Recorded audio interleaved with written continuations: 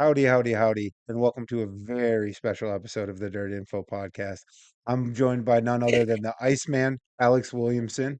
Thanks for joining, Alex. Thank you for having me. Absolutely. I'm super pumped actually. So this is gonna I hope this is super fun. But I'm gonna jump into all of this. We'll talk about all of this in just a second. But just a quick introduction. Um Alex is a modified racer, and he's also the builder of the Bomb by 15W modified and B mod chassis, and also the operator of Windy Ridge Performance and Parts. In just a couple of weeks here, Alex will be going down to the Dome to compete in the Gateway Dirt Nationals for the second straight year. And also previously in the season, Alex finished fifth in the Northern Lights Modified Series point standings. And my personal favorite highlight, he passed 11 cars on his way to a podium finish at the big deal at Ogilvie. And he put on a hell of a show with Jody Belfi too, to get it. So that was a hell of a race, bud. Um, I appreciate it. of course, man. We appreciate you putting on a show. You definitely do that most of the races you're at. So we'll talk about all of it. But I told you, gave you a rundown of the styling and profiling segment. So I stepped on Rick's introduction, but nonetheless, we'll go ahead and jump into our first segment. And It's called Stylin and Profile. thanks, Rick. And if my parents made sure I had anything, it was manners. So as the guest, Alex, I'll let you go first. So, talking about shop shirt, obviously I'm Alex Williamson, driver of USMTS 15W modified. I was a retired B mod driver that came back out of retirement for 4 or 5 races this year. But no, just start off with our shop shirt deal. So I own a body shop, full collision repair facility. We are swamped right now with deer hits. But we also do the work. And then, so that's the back half of our shop. The front half is um, race car performance, whatever you want to consider it.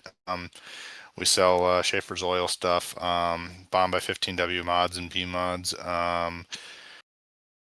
full shock service repair, transmission stuff, rear ends, all kinds of stuff that way. Tires, American Racers, Hoosiers, Aero wheels, real wheels, Bassett wheels. Heck yeah. If it's got something to do with the racing world, you name it, we got it. Heck yeah. And then so you how long have you been doing that? Like I assume it's your own shop. So how long you kind of been out there Yeah. doing it on your own?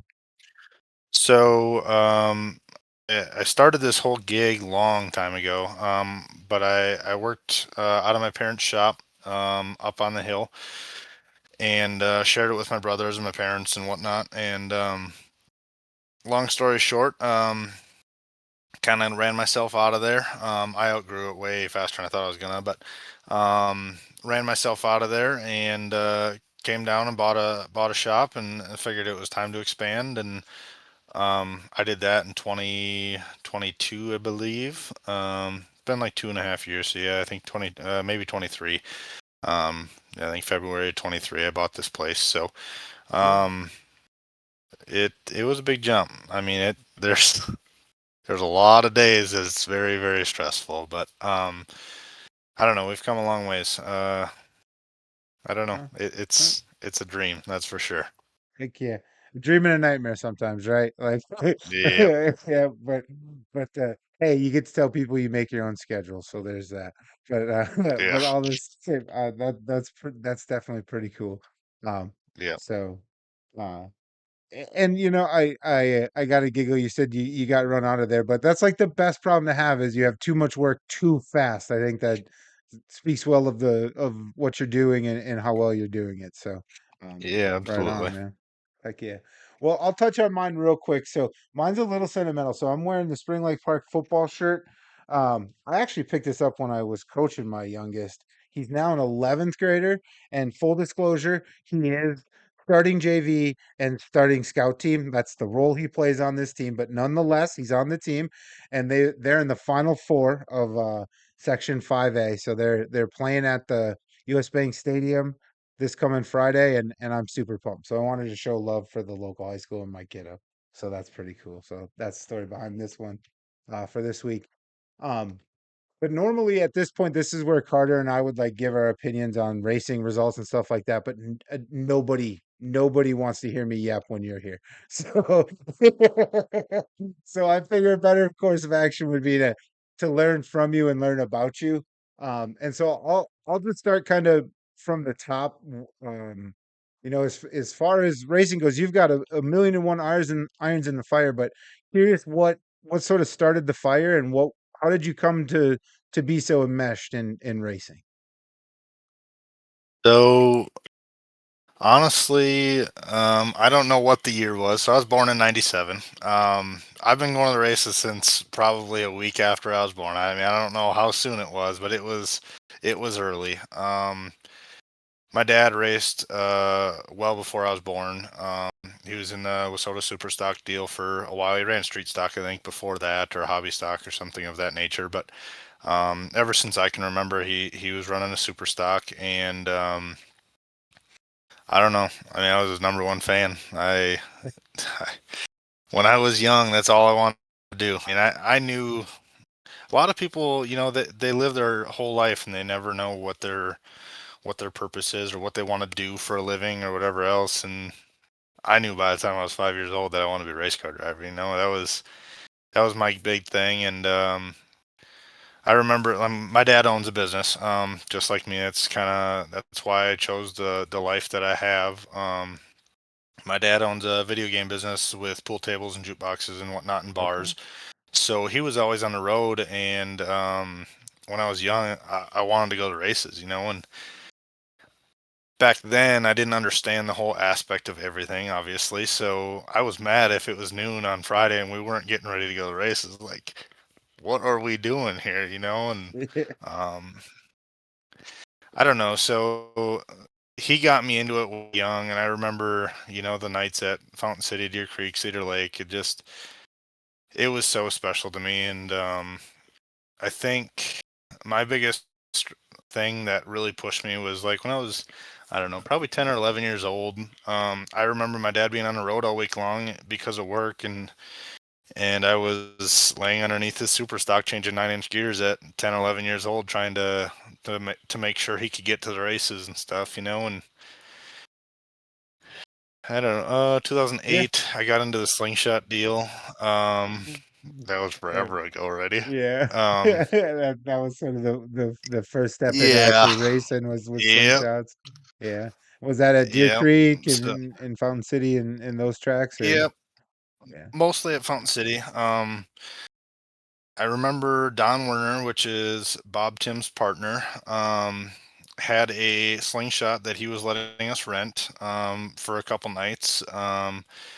And I drove it one night. My brother was driving it the next. And I remember driving it the first night. And then the second night, a guy that used to own a salvage company, his kid didn't show up to race. He had football or something. And he came and found my dad. And he's like, "Hey, I don't know who drove that cart last night, but if he's here, I'd like him to drive mine tonight." And I'm like, absolutely, That's and me.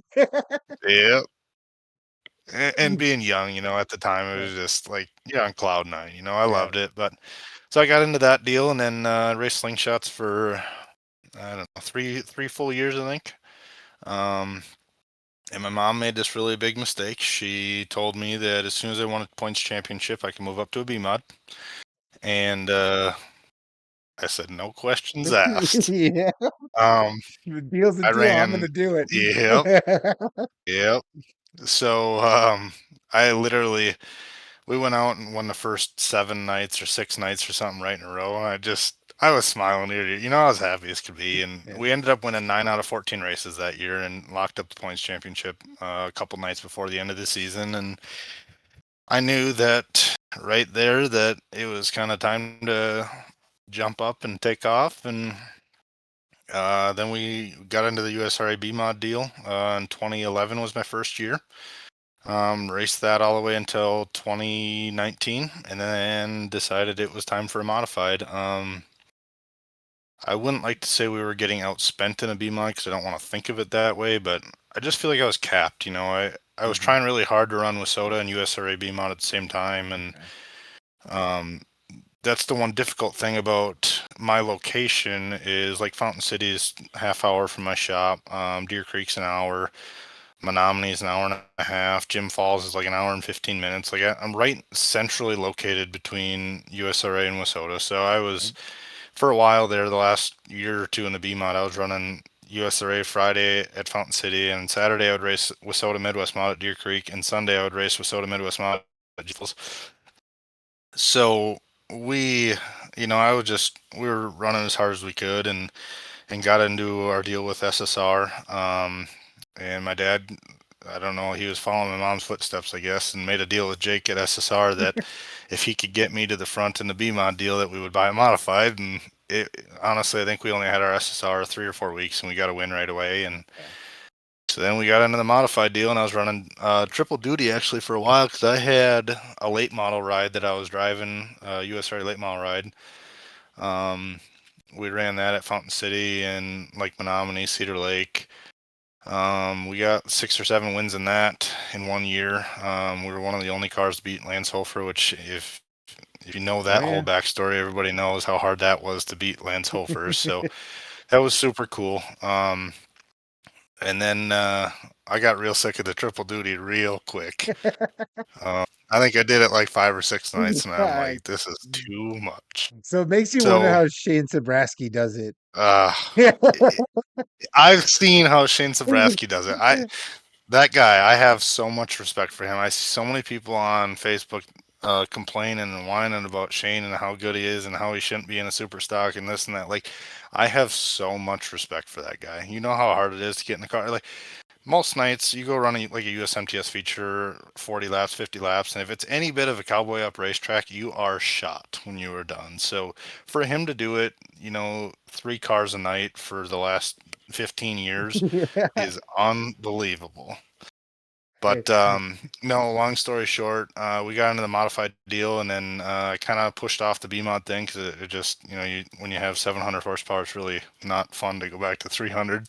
So I'm like, this is way better. So the respect level was huge. That was my biggest thing with the B-Mod deal. Even running it again this year. We'll get into that later, but I'm so after that respect. Like I like that so much more. So when we got into the mod deal, it fit so well with me, and now we're here. It's 2025, and I'm still kicking. Kicking, still kind of getting even more into the mod game with the chassis business and the speed shop and everything like that. So right on. Well, I'm sure you've been asked this a bunch, but I have to definitely go there. And also I want to poke fun at Carter. So he's too busy losing his paycheck out in Vegas to be here. But he did bother to send in a question, and he was curious where the nickname Iceman, what's sort of the origin story of that? So we were racing Slingshots. I don't remember if it was my last year in a Slingshot. I think it was. There was some out of town people that came in, and they were trying to kind of rule the roost, and they were kind of pushy and pushing people around and whatever else. And I remember I got wiped out. That was the year that I won all them races, and I got wiped out because I had a target on my back. I get it. So I got wiped out, and a guy that does all my transmissions for me actually had been a good family friend for a long time. Something happened where I got spun out or something, and I just got back up there and focused on what mattered and drove myself right back to the front instead of going out there and, not paying attention, staying focused on what the end goal was, is just to go win races. And, that was the thing, is it just focusing on the things that matter and letting the things go that don't. So that was anybody that knows me that's seen them situation. They like 20 minutes after the race is over, it is what it is. I know. So you just kind of drove right back up to the front, and he coined you the Iceman thereafter, and you've been stuck since. I love it. I love it. And that actually, interestingly enough, that kind of transitions to one of the things I wanted to mention to you. So, you and I have chatted at the racetracks, and to the point you just made, I said on this podcast repeatedly, you pass more cars than anybody in the. I would be willing to bet in the country. You're just always. It seems like you're always digging forward. In full disclosure, I do think you'll admit it too. Sometimes for lack of a better phrase, stepping on your own dick, and you make a Yep. mistake, and you got to get right back after it. But you do it on such a consistent basis. I'm curious if there's what do you attribute that to? Where does being the Iceman come from? What is there something that happened, or is it just the way you've always been, or what is it, man? That's a good question. I wish I had that answer. I've been put into a lot of hard situations with the work and running a business. Anybody that owns a business knows how hard it is to get up and off the ground, and I feel like owning a body shop is probably the hardest business to start. But I was always taught never give up. Don't matter what it is, you don't quit. And I don't know. I just sit and joke.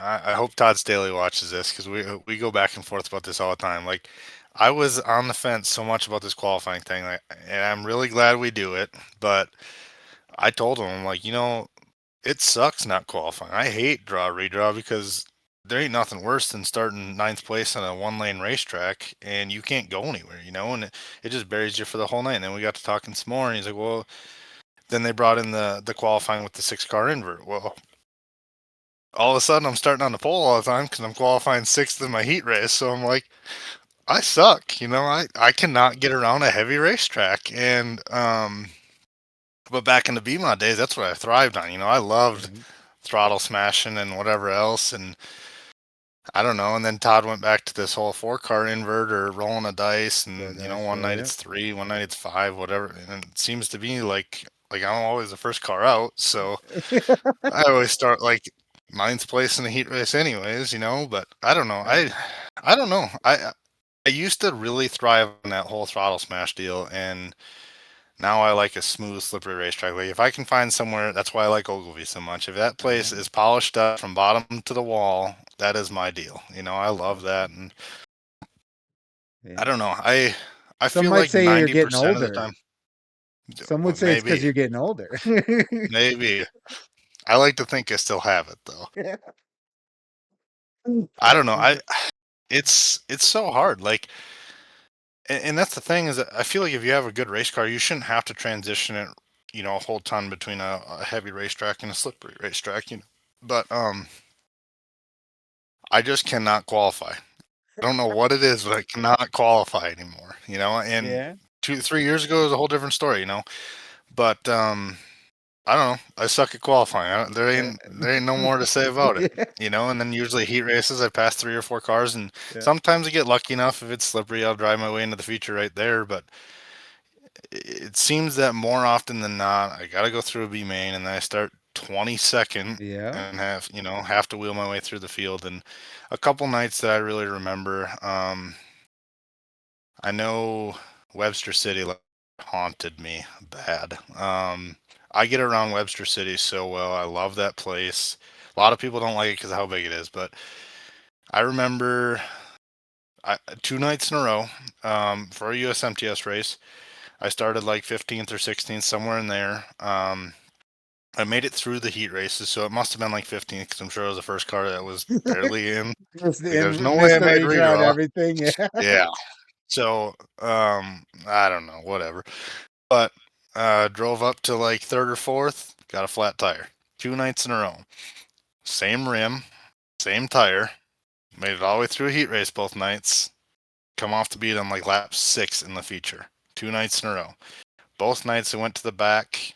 Both nights I finished top 5. And that's at a place like Webster City. That is tough to do. Yeah. Yeah, that's a big But old racetrack that's using up all of your motor and a little bit yeah, more, and so heck yeah. yeah. Right I on. don't know. I remember last year we were down at Rocket, and I love Rocket. Rocket's a hell of a racetrack. Kevin Sister was doing. I don't know. I don't think he still is, but same deal there. I actually had to take a provisional to get into the feature and drove up to a top 5, and cannot get through a heat race, cannot get through qualifying, and like Mhm. that's the death of me. I wish we could qualify and go straight to a feature. Just be done with it. You love it down in the southeast. That's what That they would be do, great. man. It would be You, great. as long as you're cool with qualifying all night, like 8 or 9 different classes to Whatever. let yeah. Then we're straight to the feature. Legendary 100. Yeah. I thrive on that deal. All right now. I love that stuff. Yeah, no, I actually remember. I think both of those were last season, right? The Rocket deal was definitely last Yep. season, and then I remember that. Yep. Yeah, because it was early in the season. That was the year you were um went out on the road. I think that was the first time you attempted to run the whole series full time, right? Yep. Yep. Yep. Yeah. It was. And and uh and I just remember just right away in the beginning of the season, it was just immediately you were having to drive through the field and you were doing it. That was the part that was, I mean, because especially those early season US 7TS fields, that's like, Yep. that's, that's the That's killer tough. fields, right? Yeah. That's when they're Yep. getting 50, 60 cars at Rocket and stuff like that. Right. Like, it's no joke to drive up through those fields. So, No. That whole it deal was a mess too. It started off so rough. I mean, we got down to where did we race? Hunt County. Last year, at the beginning of the year, and I made about 3 laps, and I thought the engine was coming out of the car. Like something was seriously wrong, and um, I brought an old racer, an old friend of mine, Logan, and we went through that car top to bottom in practice night and found out we had a bad battery. So we got to run one session. We drove all the way to Texas, 16 and a half hours, got to run one session and didn't get to practice the rest of the night. So everybody else already started, way ahead of us. And I just feel like it was always such an uphill battle. I don't know why, I just, yeah. what's the chance you have a brand new battery? You take it all the way to Texas. And I'm sure driving down the road don't help, obviously, but you drive 16 hours and you go on a racetrack and about the simplest thing that can go wrong goes wrong, and it's like, you can't even make this stuff up, There's no reason any of this should happen. It just did. Um, No, but I think I don't know how the rest of Hunt County and that. I think it was just the one night that you guys were there. uh, no, we ran 2 or 3 nights there. I Okay. don't remember. I think it was 2 nights. I think we practiced and ran 2 nights. Okay. It was okay, nothing special. Rocket was definitely more my thing. Hunt County is kind of hard to pass when there's a lot of cars on a racetrack. So, Yeah. It looked but we went interesting, to but it Rocket, and didn't race well. That's what I remember. It looked no, you got to have a lot of respect for your neighbors at that place, and okay. it's like that Yeah. place gets really tight getting up off the corner. So there's only so many guys you can trust to race like that with too. So Fair enough. Fair enough. But yeah. I don't know. Yeah. Right on. Well, I mean, again, we'll probably touch on it again, but if I haven't, given enough respect for kind of just the way you go about your program, your race night, kind of, I think even the ways you've sort of even talked about your business, man, like I have a ton of respect for just going in and grinding, not that this is about me, but I'll take just a quick second, so I have one of them fancy degrees back there on the wall. And, I don't think I've ever said it's a law degree, and I don't say that to be fancy. I just say like it's a lot of work to get one of those, and I decided to up the difficulty, and I already had one kiddo, and my significant other at the time was pregnant with another kiddo when I started, and we moved from Minnesota to Alabama to do it. So like I get the concept of just making it really freaking hard for sport, and then still Yeah. getting it done. So Yeah. like, I feel you. I feel you, and I think that's part of the reason I think been a fan since the minute I saw your races because I don't know, maybe I identify with that whole just putting your head down and getting shit done, and you sometimes look up and you're like, what have I done special? And all I've done is just keep Yep. doing who I am. But I'm learning the older I get that that's actually the secret is the Yep. dude who can just keep getting up every day and doing the same thing. Not everyone can do that. No?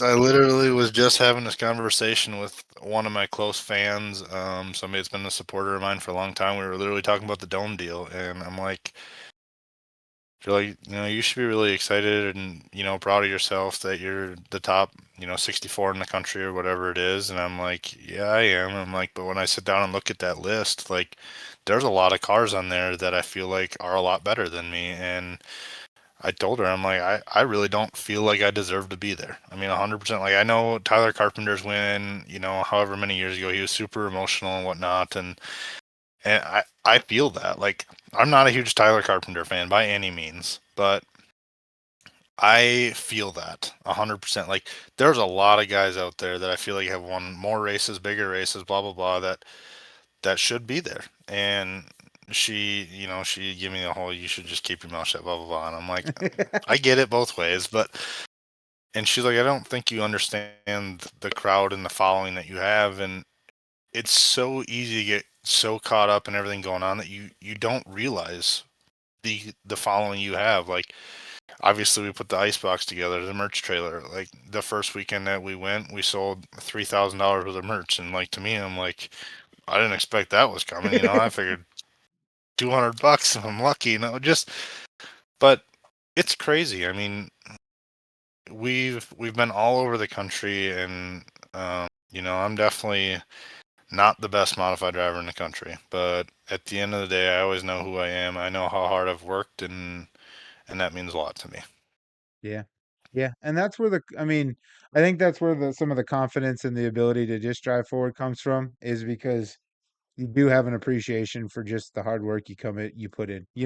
Like, I'm gonna tangent again, just quickly, but I was talking about football with my kiddo, and an occasion to get in a game when he didn't expect he would, and it didn't go his way, and it was a bummer. And he was sharing with me, like, he plays corner, which is crazy. Like, you look at me, you're like, there's no way that kid has a corner, but that's my son is. And he's like, it's hard being out there, because to just be at corner, you have to kind of convince yourself you're the best, right? Because you're just out I there agree. by yourself on an island. You got Yep. to, but like, almost every data point tries to convince you otherwise. You're not the best, because like, Yep. everything that goes wrong at corner is in front of the whole wide world, right? Like, it's easy to see when a Right. corner screws up. And I just kind of was trying to tell him myself, like, but where you can believe that you're the best is all the work you've put in. And when you give yourself Yep. respect for the work you've put in, then that's not an accident that you're having success. It's just a Right. result of all the hard work you've been putting in. Right. So, like, when you It's said so you easy to have tunnel vision and not see that. right? It really is. It really is. It's But so easy. it's just a matter of, like, almost like giving yourself respect for the things you've done. Like, you don't have to be like, I'm the greatest. You can just go look at No. the things you've stacked up, the list you've put on, and go, damn, I am pretty good, and like, 'cause the evidence don't lie, the receipts don't No, lie. it So, doesn't. I personally did write in and vote for you to get into the dome. I doubt it made my singular vote made no difference, but I did also tell them, um, one, Alex passes more cars than anybody in the country, and two, he's going up and he's testing himself against the best, often by himself. That's another Yep. thing you haven't really touched on, but for the most part, you're going up and down the road by yourself. You're a one man band, and it just, again, it speaks to that whole thing. It really does. It's Yeah. commendable. Um, do you do that on purpose, or is that does No. that come about? So actually, that's a good story. So my BMod days, when we ran triple duty, whatever else, we had 10 guys that were with us all the time. And back to the Shane Zabrowski thing, like, I know he's got at least one guy per car. I mean, you have to. And that's what makes that stuff feasible. But I made a post on Facebook here like a month or two ago, just touching base about how hard it is to find somebody to go to the races, and that's the thing is, it's when I was young, everybody wanted to go, but I call 15 people to ask them, can you help me for 2 hours to bleed brakes, bleed the clutch, stuff that you can't do by yourself. And you'd be lucky if one out of them 15 will show up, and that's the reality part of it.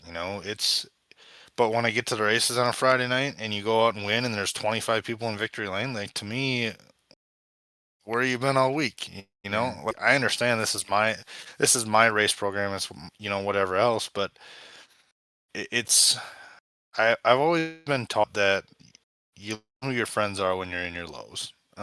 Anybody can be standing up there shaking your hand when you're up top, but when you're in the bottom digging and grinding, whoever's there are the ones that they're the ones that matter. And so I hired a crew member to go with me last year. He made it all the way through the year last year. Utmost respect for him. He didn't get much time off. It was a learning deal for both of us. Obviously, when you're on the road and living with somebody, it's not hard not to see eye to eye. So after last year, we parted ways, Fair enough. and I kind of just went back to my own deal and focusing on my own stuff and whatnot. But I always try and find a couple people to go with, just because it's tough. It's very tough to a race shop and then go to the races, because everybody expects you to have parts and shock stuff and whatever else, which comes with the nature. But it makes it very tough for me to run my own racing operation by myself and do that. But no, it's definitely not on purpose. More times than not this year, it's been myself and my girlfriend and our 2 dogs. Which I have to thank her tremendously. Like, she does all the website stuff. She does all the merch stuff. Like, if it wasn't for her, I can tell you right now, I would not have merch, because I have way more than enough on my plate with the businesses and, the racing thing. And it's just a lot. So, I mean, she pulls a huge weight in this program, and if it wasn't for her, that stuff would not be possible. But no, most of the time when we were on the road this year, it was myself and her. And I don't know. That's what made it so tough last year. I think running on the road, the guy that was helping me didn't have a lot of experience, so we were trying to work together and learn together. And I never raced on the road before, so I didn't know what that was about. And an old high school classmate, Jake Tim, thankfully he was on the road, because we had raced out of his trailer basically. I mean, all year long.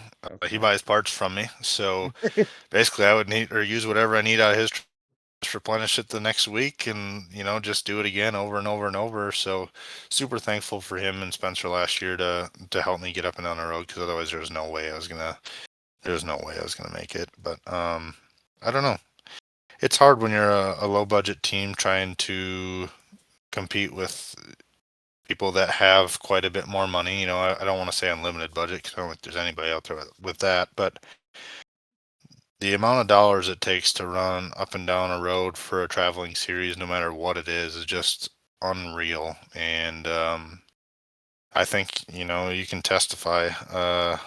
There's a lot of people that have been in my trailer, we're 8 hours away from home, or 12 hours away, or 16 hours away from home, and I have 4 spare tires for the week. And that's what I got. Like, I've had it so many times where I'm running, American Racer has their tread pattern, whatever else. I'm cutting the things the long way around, trying to get one more night out of them, and everybody's like, well, you just go buy more tires, I'm like, it don't work that way. We have to run good so I can go buy tires. When you start 20th in the feature, it's hard to run good. Like, there's just a never ending cycle. So, All right, we had a quick technical difficulty there, but we got it all squared away. Gotten jumping back in here. So, Alex, let's switch gears real quick. We'll do like some quick hitting questions real quick, just kind of to hear about some of your favorites, because Carter and I are always talking about our favorite this and our favorite that. But curious to see what you think of some of these things. But what's your favorite track? ever Ogilvie, for sure. I've taken a lot of money out of that place. Obviously, the first the USMTS win up there was very big for me. Before that, there was a USMTS race and like a BMOD special on a Tuesday. And we went to that for 3 or 4 years in a row. 1 year we got pulled over by DOT, and they stopped us long enough that we couldn't make it to the races. I don't know. The next year we went back up there, and I think we ran like 16th to 5th in the feature. So back to passing cars again. Yeah. And then, we went up there the first year, I think, in a modified, and struggled a little bit. And then the second year we went up there and won 10,000 to win USMTS race. So that was huge. We've done really well at like the Topless Nationals and stuff. Not this year, but A couple years ago, we ran 5th up there. Obviously, the big deal this year, past 11 or 12 cars, or I don't even 11? remember what it It was was. 11, I 11 think. cars, Yeah, and yeah, yeah, yeah. past 11 cars to finish 3rd, which is crazy for that race, honestly, because of the caliber of cars. And there was a little bit of character in the racetrack that night. My stuff seems to go through the holes better than most, which is not very common for Ogilvie, to be honest with you, but it worked out in my favor. So I don't know. I would say Ogilvie was probably my all-time favorite. My favorite track that I went to this year was definitely Hancock County, Britt. Okay. First night in the new BOM car. I don't know. That place is sweet. I love places that are kind of technical that you have to really slow down for. You know, that place is a long paper clip. But I went there and watched a few years ago, and I always thought it'd be fun to race there. So when they had USMTS on the schedule this year, I was like, I am definitely not missing that race. So I don't know. Ogilvie, it's hard to not say Mississippi Thunder. I mean, I've got a lot of success there. I run good at Red Cedar, really good at Cedar Lake. Beatrice last year, started like 19th and finished 4th. I don't know. I love going to all these new tracks. I like anything that's technical. I don't like places that you just hold your foot on the floor and you're racing the next motor. So Yeah. I don't know. Yeah. There's a lot of them. Yeah, I will say, Ogilvie, full disclosure, I think I might have told you this before, but Ogilvie is my like home track and favorite track too.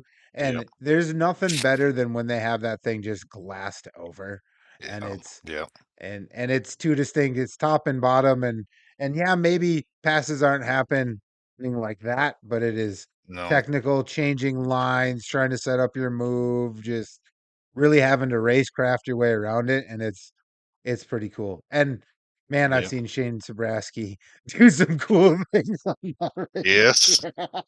It's hard to beat that guy there. Yeah, Him and for Jody sure. Belfi. Yep.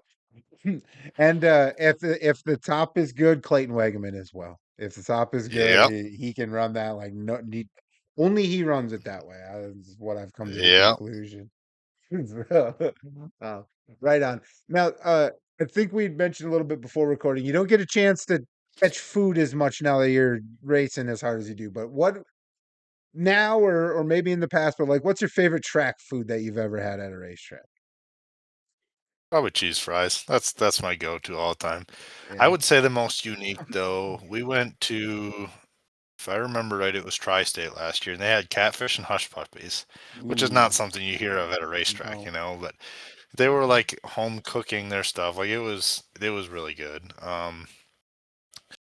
I don't know. I like going down south. There's tater kegs and all this goofy stuff that you never heard of before, but Yeah. I don't know. I would say probably cheese fries. I remember we went to 81 Speedway like 4 or 5 years ago and asked the lady if they had any cheese curds, and she's like, "What the heck is a cheese curd?" And I said, "It's cheese with like breading and you deep fry." She's like, "That sounds disgusting." And I'm like, "Lady, you don't know what you're missing." Yeah, you've got no clue. It's one of those It regional was so things. funny. Yeah. That's Yeah. like when I went to 34 and they just had on the menu tenderloin, just says tenderloin. And I guess where I'm at in What does that mean? Minnesota, yeah, right. I'm like chicken tenderloin. There's a lot of tenderloins. It's just a pork. Yep. It's like a pork patty. That's what they called it Really? at my cafeteria. Yeah, I mean it was good, but like it just had a way different name. But right on. Yep. So your favorite event to either go to as a fan or race in or both? Mm, all-time favorite is probably when Mississippi Thunder used to have the BMOD National. That was such a huge thing for me, and I think it was because I was kind of in my prime BMOD days back then. But it was pretty sweet to roll into Fountain City, my home track, and there's 120 BMODs there and 100 modifieds there, or 80 modifieds there. Like that's just something you don't see every day. And the caliber of BMODs that were good enough to win are probably 80 cars that were easily competitive enough to win. So that was probably my biggest thing back in the day. My favorite race to go to now would be a toss-up between IMCA Super Nationals and USA Nationals at Cedar Lake. USA Nationals is pretty wicked. Boone is a party. It's definitely not for everybody. I don't think I would like to go there for a full week, but I went there a couple years ago and watched Friday and Saturday. I just thought it was pretty cool.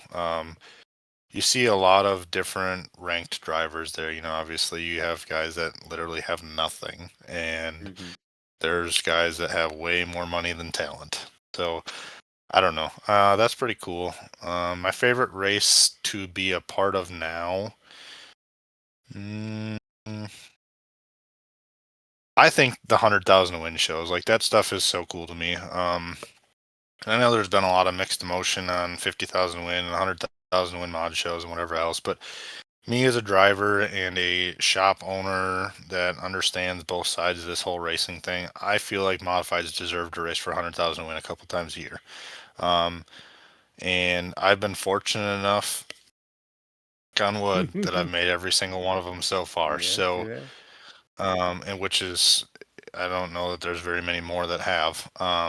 But it just, those shows are just so unique, so cool. So, you know, you're part of history by the end of the weekend, you know, and just to be a part of that stuff is pretty surreal because, you know, when I was 10, 12 years old, just getting into the B-mod deal, and you know, getting my footsteps and working my way up the ladder, I never even thought there was going to be 100,000 win mod race in my lifetime, you know, and to be part of 3 of them now is just crazy, you know. Even 50,000 win shows is just, it's nuts, you know. And so that's probably my favorite stuff to be a part of, just that history making stuff, you know. That's stuff that people are going to talk about for a long time. And you know, I love my USMTS win. That was probably my biggest highlight of my career. But,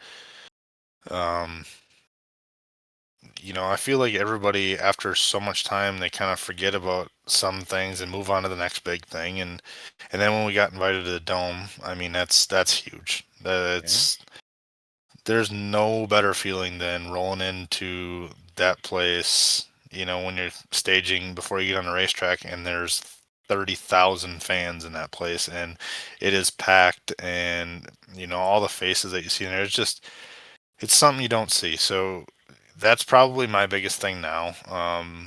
It's just so surreal to roll in there. And my only regret about not, you know, doing that place is I wish we got more laps. I wish we got more time on the floor to really showcase what we have. But I don't know. I mean, that race, I know a lot of people are like, yeah, it's just a big demolition derby, blah, blah, blah. Like, the Dome racing is some of the best racing you're going to see, you know, and if you like elbows up racing, that's the place to go. So, Yeah, I'm on record saying the Dome, we can't race like that every weekend, but we all no, go into the no, Dome, no, we all go into the Dome knowing that's what we signed up for. And so yep, I'm here for it. And yeah, it's a totally different, I call it like almost like a gladiator vibe in a way. Like you're in yep, an arena and they're all, I've never been there. You know, I mean, I've been to the event, but I've never been in the track, right? yep, I've yep, been in the crowd. But like I can only imagine just kind of the vibes. They're like on yep, top of you. They gotta feel like they're yep. just on top of you.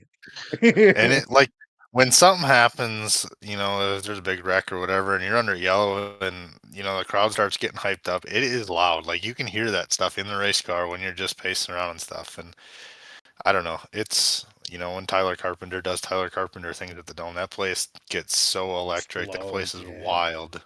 Yeah, So, yeah, I don't know. It's probably one of the coolest things I've ever been a part of. right on. So I'll ask you this. So I know for the pocketbook side of things, I know what you might answer, but I'll pit them against each other. Would you rather win a 100K race or the Dome? It doesn't work. You can't ask me that. Why not both? Well, that's a Why fair not answer both? too. I don't know. I feel like I'd lose my shit if I wanted the Dome. Sorry for the language, No, but I you don't don't have know. to worry about language. The Dome would be so special. My big thing about the Dome, um, it puts Scott Bloomquist against Hornet drivers. I mean, when you sit down and really look at the talent and the money involved and whatever else. Like there is $500,000 race teams coming there racing against $20,000 race teams, and you're on the same level. And that's what makes the Dome so cool to me, you know. And I think that's kind of why I like Boone a lot too. Is it puts the highs of the highs with the lows of the lows, you know, and you're on the same playing field. You're level all the time, and I think that's the coolest thing about the Dome is you don't need a big motor to show up there. You don't need the best tires to race there. You don't need the perfect shock package. You're just racing. You know, you're there doing your thing, you know, and I will argue it all day long. The reason the late models race so good there is because air does not matter.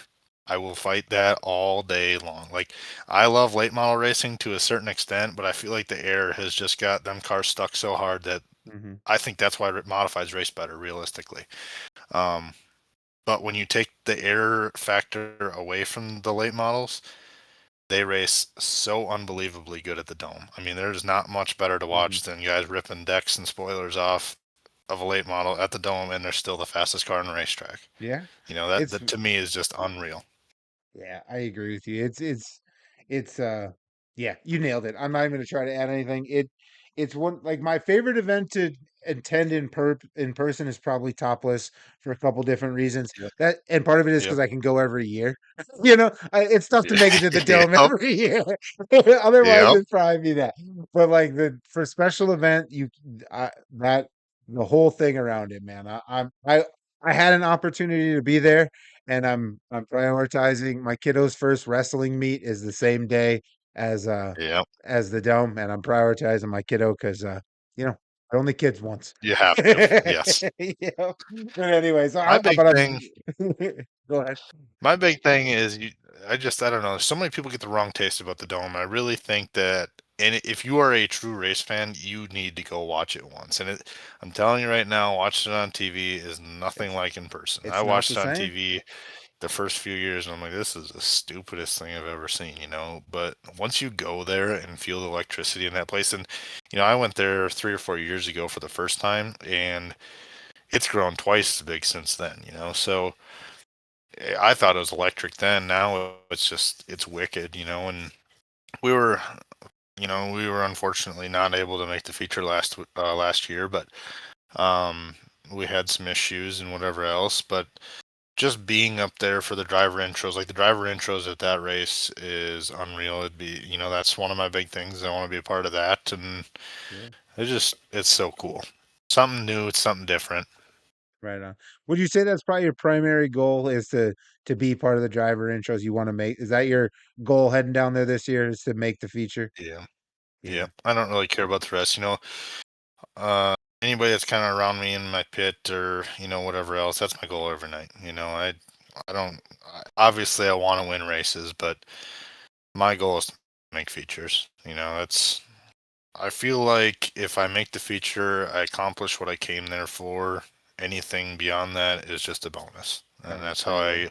I kind of roll into every single race night. And I feel like that's probably why I run like I do, is because I'm conservative. I try and do what I can to make the feature without tearing stuff up because I don't have the money to fix it. I don't have the time to fix it.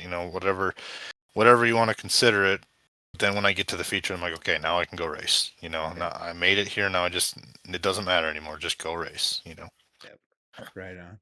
So is the dome, obviously dome and conservative on equipment are not that they don't go together. No, So no. are we taking, a backup car, last year's model? How do we jive with this? Are you just gonna be extra careful or what's the game plan here? I don't know. So I had my old SSR. I parked that out front. I had it for sale, but the thing was bent every direction before I sold it, and that was gonna kind of be my backup deal for the dome. And now that I sold it, the only thing I got is my new bomb car, so Okay. it's not brand new anymore. It's probably got 20 races on it, but I tell everybody there's no better way to showcase what we have than in front of more fans. I mean, that race right there, you're gonna have more people in the stands watching, and there's probably more people watching on television than there is any other race for the year. So no better place to showcase it. And if it gets wrecked, it gets wrecked. I guess there's another one Okay. on the way. So Yeah. It is Fair what it enough. is at this point. Yeah, fair enough, fair enough. I was just curious because I like Yeah. so I caught when like Dallin Murdy is going in a Timmy Current car, and they said they're putting together a new Rage chassis, and like more power to whoever, take whatever you got to run. But I just feel like going to Yep. the dome in a brand new car, man. It's just like, Yep. I respect you for the hustle. Let's put it Yep. that way, man. But No, and I no, feel like that race too, being in something that you're comfortable with is huge. It's hard to know what to expect the first time you roll into the dome, but now that I've been there, like, and looking back at the couple issues I had last year, we've pinpointed them since then, so it makes perfect sense as to why things happened the way they did. But mhm, being in something you're comfortable with is so important when you're at a place like that with that much pressure. And you can't be a slouch and be good at the dome. Like, you need to be on your game, and when somebody messes up, you need to get in there. That's part of dome racing. So I don't know. I feel like we have a better shot this year, obviously, than we did last year. A little bit more comfortable in my stuff. We've had a lot of good success since we got into this bomb deal. So I just hope the dome goes good. We'll see. I'm rooting for it. I'm rooting for it. I I mean, appreciate it. we haven't even said it yet, but like I think I'm on the car. The podcast is Yep. on the car, so Yep. we made that deal happen. So I'm very very proud to, well, Carter too, speaking on Carter's behalf, but we're very proud to be riding with you down at the dome. And I haven't seen anything on the wrap or the merch yet, but I'm excited for when you release that. But yeah, I'm super pumped for it all, and I can't be there, but I'm gonna be rooting my tail off. That's for sure. So Yeah, Kara's got a special dome wrap she put together with the Midwest Wrap, and we already worked with Scott at Bulletproof, so we got new shirts coming for the dome. So that's a whole big surprise deal there. So right. something different, something that's not 15 dub lifestyle here. So I don't know. Oh, she's She pushing wanted the to do the whole. limits. Yeah, I just let her do her thing. She wanted to do the ice theme this year, which was a big hit. I mean, I had a lot of people really like that. So I didn't have anything to do with it this year. I Don't literally told her, I spoil said, it, "You're Alex. We're waiting to. no, I'm not, Okay, not." all right. But I let her pick the ice themed one like the beginning of the year this year, and it was such a big hit. And I just said, "You just do your thing and whatever else." So she sent me a proof the other day, and I literally just smiled at her, and I just put my phone down and went back to work. I'm like, you just do your thing." It was good though. I mean, everything looks wonderful, so it's gonna be a surprise. It's not something I'm normally in, so I I'm have my core excited. colors, and we ain't even close. Well, I know I got asked at least one question about my logo, so I have just the Yep. tiniest idea of what's going on. I think I can rule more stuff out than I can rule in at this point, but Yep. I'm pretty excited. It's So gonna be a pretty good showcase whenever we decide to reveal it. I guarantee you that. I can't wait. So what's the timeline look like? So wraps, we've got approved, gonna get printed, get to you. Wrap goes on what, a week before you head out, or just kind of depends on delivery. How big of a lift is that for you? Um, I don't know. We haven't. I literally have not touched my car from Ogilvie, to be honest Okay, with you. all We right. have Still got to so put the the roof collision side on. of our. Yeah. No, the collision side of our shop has been swamped with deer hits, which is really good because it's our busy season. It's when we make Yeah. the most money. So, um, we're working hard right now to get that kind of caught up, and it's kind of dulling down a little bit. I'm sure it's not going to slow down, but Mhm. yeah, the topless didn't go as planned. Had a fuel pressure issue in the heat race and stuffed us like 17th in the B main for Saturday and drove my way up to third, and You missed it by maybe one, it was right? fourth. I think fourth. Yeah, I think I Yeah. missed by one. Yeah. So hard to believe. But Yeah. yeah, I got run over like 14 times in the B main and wiped the nose off the car and wrecked the hood and the left door and all this stuff. So it's getting a whole new deck and All a whole new right. body for the dome. So we're gonna do something cool there. And I think when we're done with it, we're gonna sell the panels and try and offset some of our costs because going to the dome ain't cheap. It's I can't expensive to imagine. watch. It's real expensive to race, I can only imagine. but I there's want, nothing better. yeah, I wanted to ask sort of one sort of related kind of question to that. So I imagine the travel down there is kind of it's different than most of the places you go. Like most of the places you go, you're Yep. not pulling into the capital city or one of the big cities, No. or often off in some field somewhere. It's fine. But so what given how much you go up and down the road, what is like probably your top one or two like craziest road trip stories? You've got to have a few of them. Oh, I have a couple. So when I was racing USMTS last year, me and my buddy Steve Lavasser, we always traveled together. He might have traveled down there without me, but we always traveled home together. So there's two situations that really stick in my head. Actually three. Um, it's actually kind of bad. My pit guy last year I thought was going to get us both killed. I don't remember what happened, but we went to a pilot. I'm pretty sure it was in Joplin, Missouri, and something happened where he went into prepay and he was in there for 15 minutes and he just come out just swearing and cussing, and I'm like, what the hell is going on? He's like, that fucking lady, I couldn't believe it. He goes, he literally stood at the counter and she walked to the counter 3 times and wouldn't let him prepay for diesel fuel. At 3 o'clock in the morning, we're trying like, I'm just cleaning the floor. I'll be there in a minute. And we were at this pilot for 45 minutes to get diesel fuel, and I'm like, Yeah. God damn. So that was one. I thought, like, he come out and I thought he was gonna kill somebody. Yeah. So that was number one. Number two, leaving pilot. Um, that same night we got like 45 minutes up the road, and I'm coming up. Straight. It was a straight stretch, black highway. Like it was dark. And all of a sudden I see marker lights sideways, and I'm like, that don't make sense. As we're getting closer, we're getting closer, we're getting closer. There's a cattle truck that tried to do a U-turn in the median, and he was in the left lane on our side of the interstate and the left lane of the other side of the interstate, sitting there with his marker lights on. So he was blocking 2 lanes of traffic, 3 o'clock in the morning, dark out, black. And if he didn't have lights on, I would have killed him. Yeah. We probably wouldn't be Yeah, here you to just talk went to about see this. that. So Yeah. Yeah. that was one of them. That was scary as hell. Yeah. Another one, we were on the way to Ogilvie last year. So there's one more to this deal too. We were on the way to Ogilvie last year, and a semi did a U-turn again. I don't know what in the hell these semi drivers do. I used to drive truck for a living, and I've never had this issue. So semi driver did a U-turn, and he caught the guardrail with the trailer tires and pulled the guardrail all the way across the highway. And we come up over the hill. I don't remember. I think we were just getting into the cities, and like we come over the hill, and it was hard to see. I could see the semi trailer had its flashers on or whatever, and Kara's like, I don't know what's going on, but you better stop.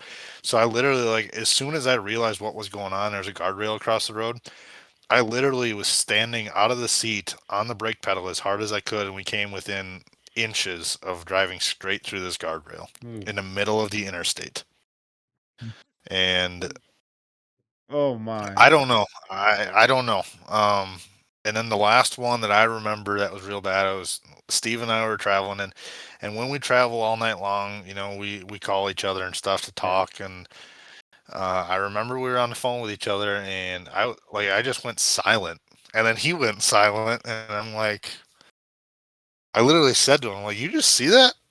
He's like, what? And then he said, holy shit. And I said, you just see what I seen?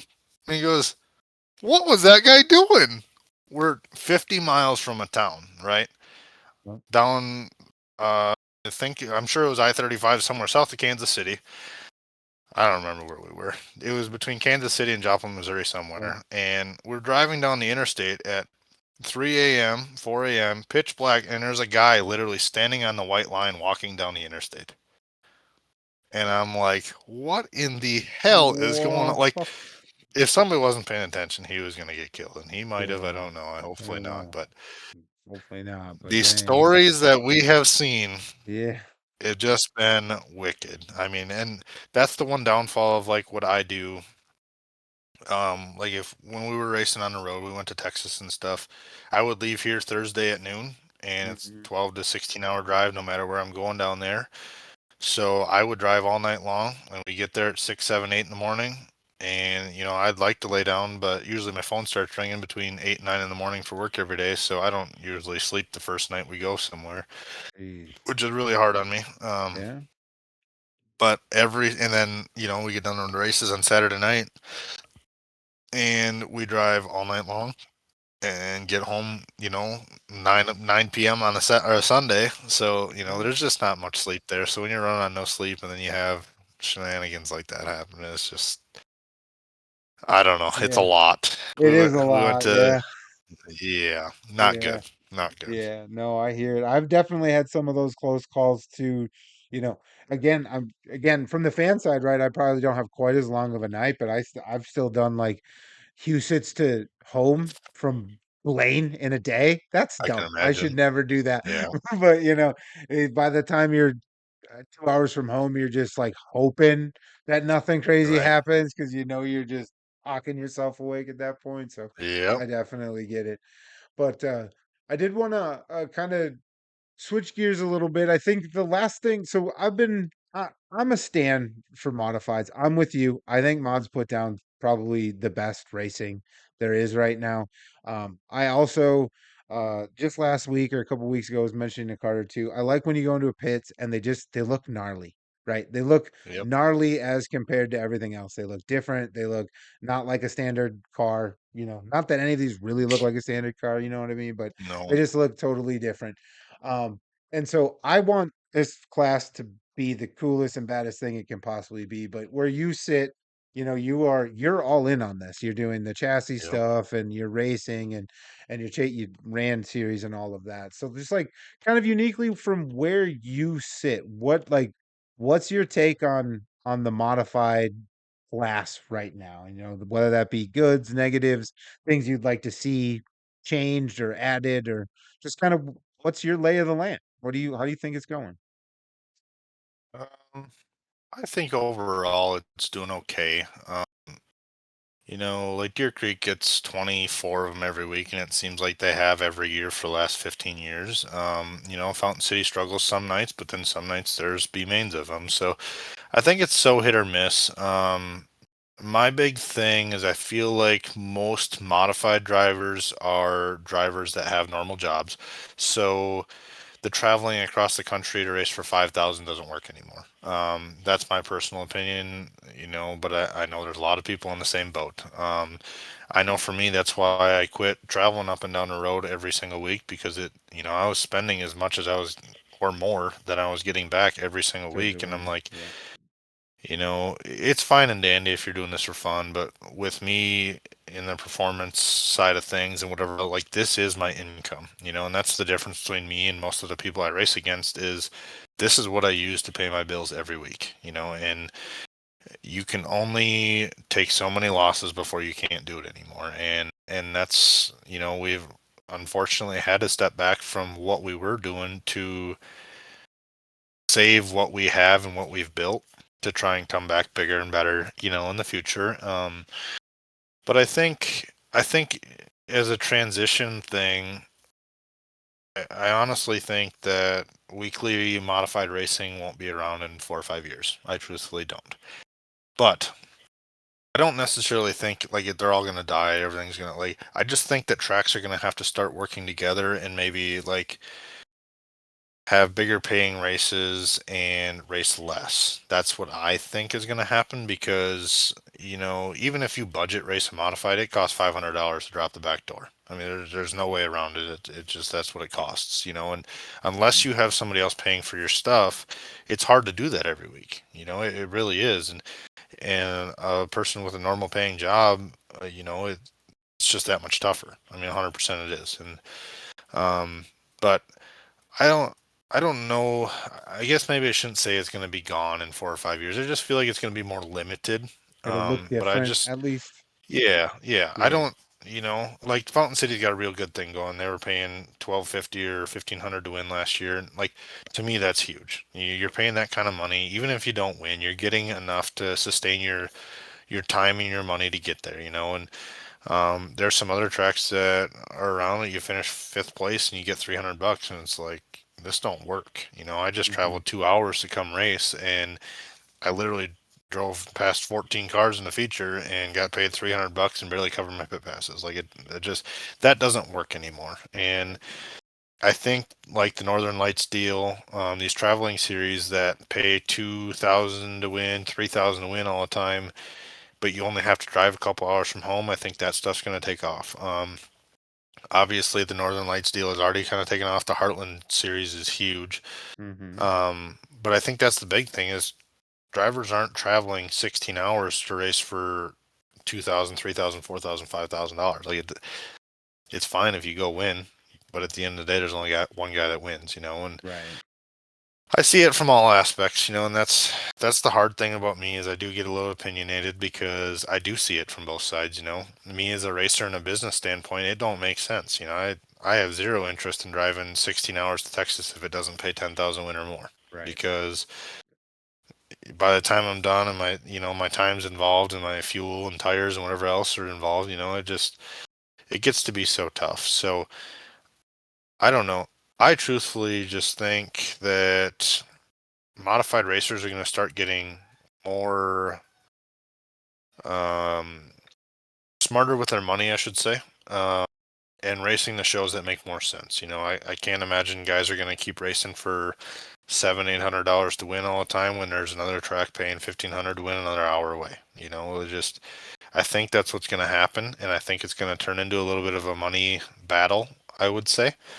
But I hear it all the time. I sell American Racer tires, and usually every year there is a price increase, and obviously that's nothing I can control. Right. If American Racer, if I have to buy my tires for $3 more, that's what the customer gets charged at $3 more. Like that's how it works.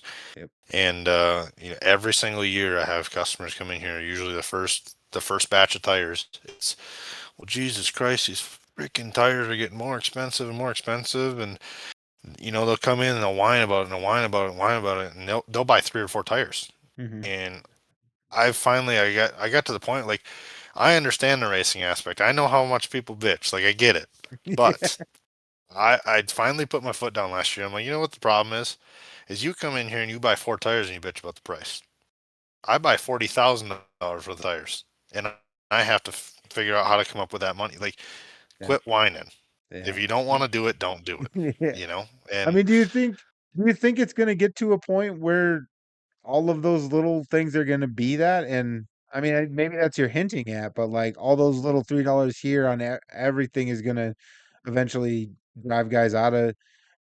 I feel like modified. So this is my opinion, and feel free to correct any part of this you don't agree with. But I feel like mhm, modified sits in a unique situation where it's like the first not premier class, but it could really be a premier class just about anywhere you go, right? But it's not sprint cars, it's not yeah, late models, it's yeah, not right, those, and so it it it sits kind of in between, but it's not also stock cars. Like they're faster, they're better. They're just I love stock cars too. This is not a right, shot. I'm just saying right. it sits in that unique spot.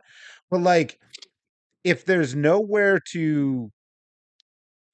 for these guys to kind of like go to from a modified on, or let me rephrase it. If there's nowhere to kind of grow in a modified program and Yep, all we're getting is cost building and there's no place for them to grow their program, do you think at some point these guys are just gonna they're just gonna hang it up because the races are too few and far between and the costs are too high that we're gonna eventually squeeze out what used to make modified racing cool was you could get 40 guys at a Deer Creek on a Saturday, and now it's just right. not happening.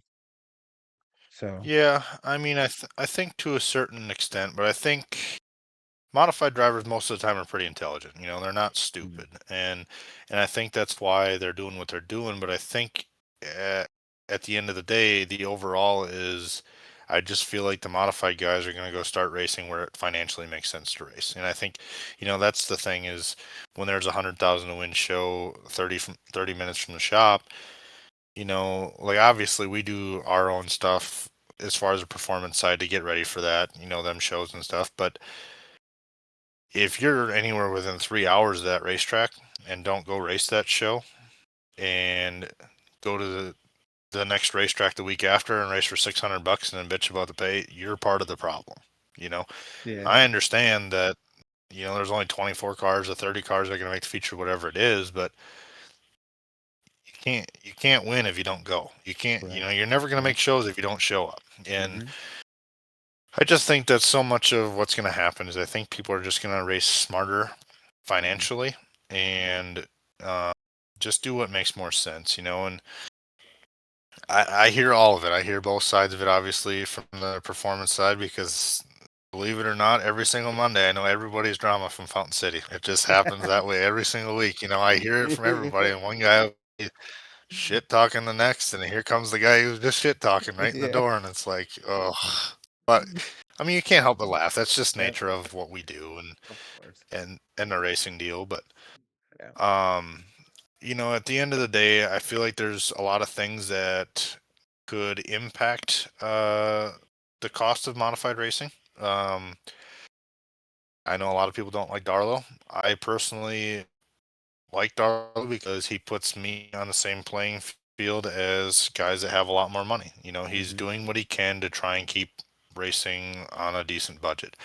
Um, I think weekly teching is one of the biggest problems in the modified racing. There's a lot of cars that I race against every week at Fountain City and Deer Creek that I'll go 9 hours away from home, and I don't change a single thing on my car. And I can't compete with them here, but we go race 10 hours away, and all of a sudden I'm either running the same speed or better than them. Well, Mhm.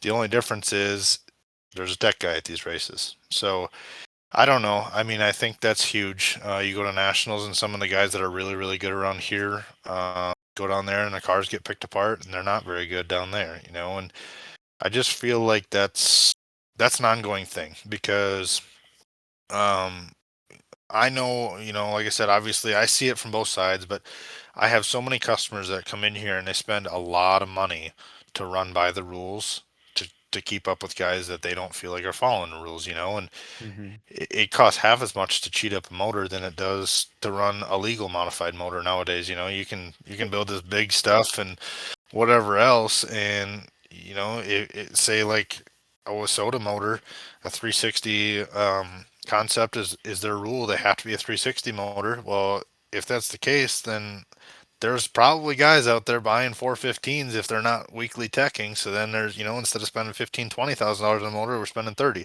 But then the guy that's got the small motor is trying to spend more and more and more trying to keep up with the big motor because of the teching situation, and Yep. that's, to me, that is the biggest problem with modified racing. They police the things that probably don't matter as much, and then some of the bigger things get overlooked. And I feel like it doesn't matter what series it is, it don't matter what track it is, there's always favorites. And, that's part of the reason we decided to go race elsewhere other than right here all the time is because it gets old.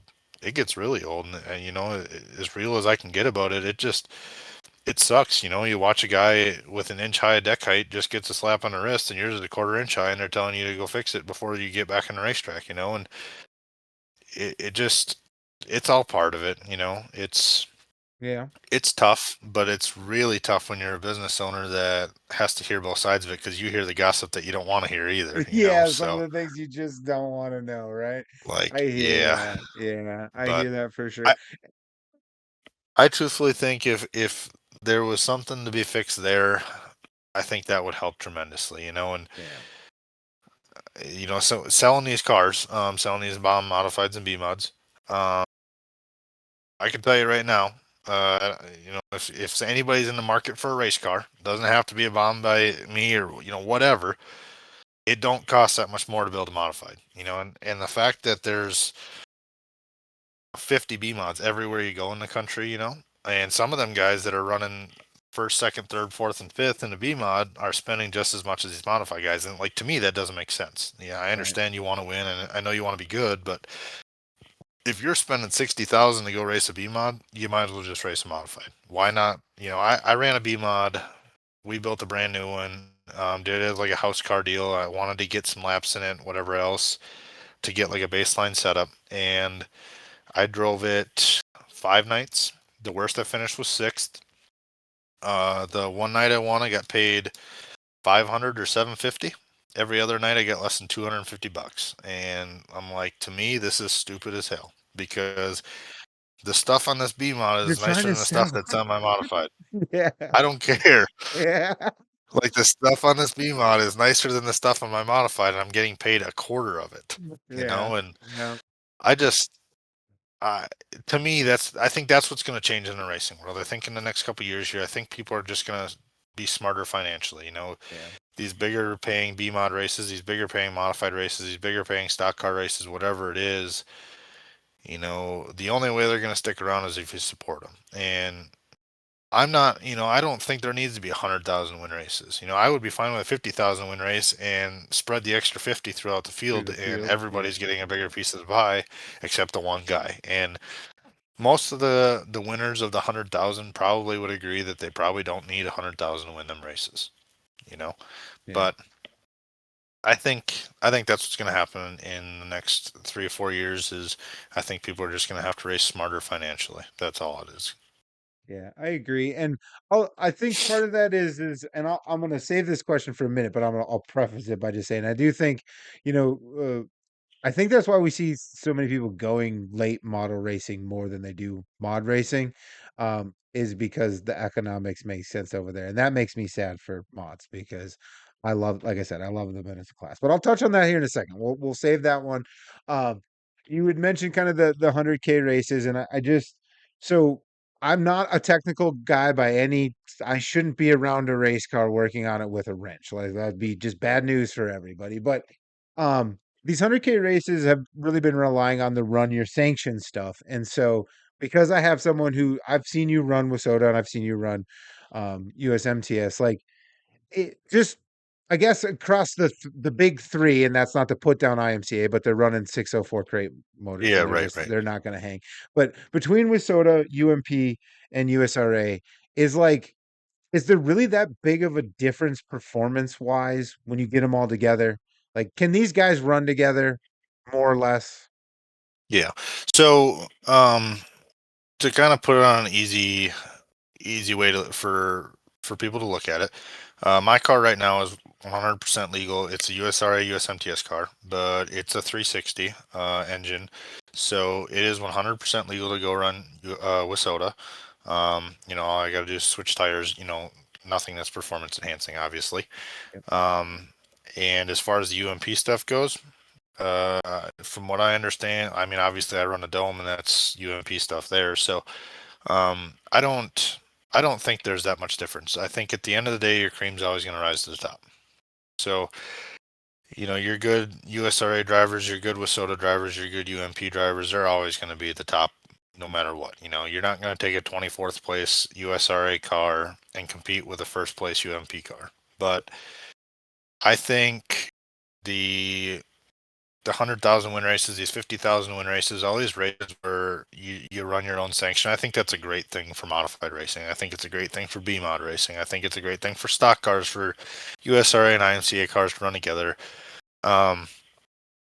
Any good racer that they know that it doesn't matter who you're racing against. Every time you're racing against somebody new, you're going to learn something new.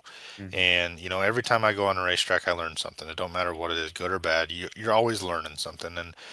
And to me, like I watch the UMP cars, and I feel like they have a little bit softer tire. Obviously, they can run a much bigger engine than what I have. But I feel like a lot of times, like when we race them at Fountain City or Ogilvie, Alina was kind of a different deal this spring, but especially Fountain City and Ogilvie, I don't feel like they turn as good. I feel like the USRA and Wisoda cars definitely turn better, and I think it's because we're used to racing on more circular tracks, if you will, not so much Mhm. paper clips, stop and go. Yep.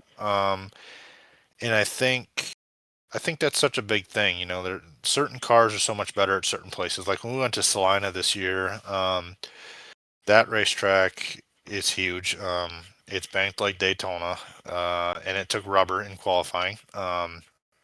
Neat facility, whatever else. But to me, I figured the UMP cars were going to spank everybody else, and really they did dominate most of the race. Jim was obviously very good with his tires and whatever else, but Mhm. um, they definitely, I felt like, had a good advantage at that race. But other than that, I truthfully don't think there's anyone that's better than the rest. You take the best USRA car, you take the best WISSOTA car, you take the best UMP car, and I think each one's going to shine at certain times. But I think overall as a whole, it's the same. I don't feel like one is way ahead of the other. I did look at the UMP rulebook last year when I was building a dome car, and I'm like, this thing is straight out of 1995. Like, I don't know. There's some of the rules that they got going on is pretty crazy, which obviously they don't enforce a lot of them. But I don't know. I think it's a good thing. I love every bit of it. It's cool to see familiar faces, and I used to run the WISSOTA stuff for a while, and next year we're planning on running more of it.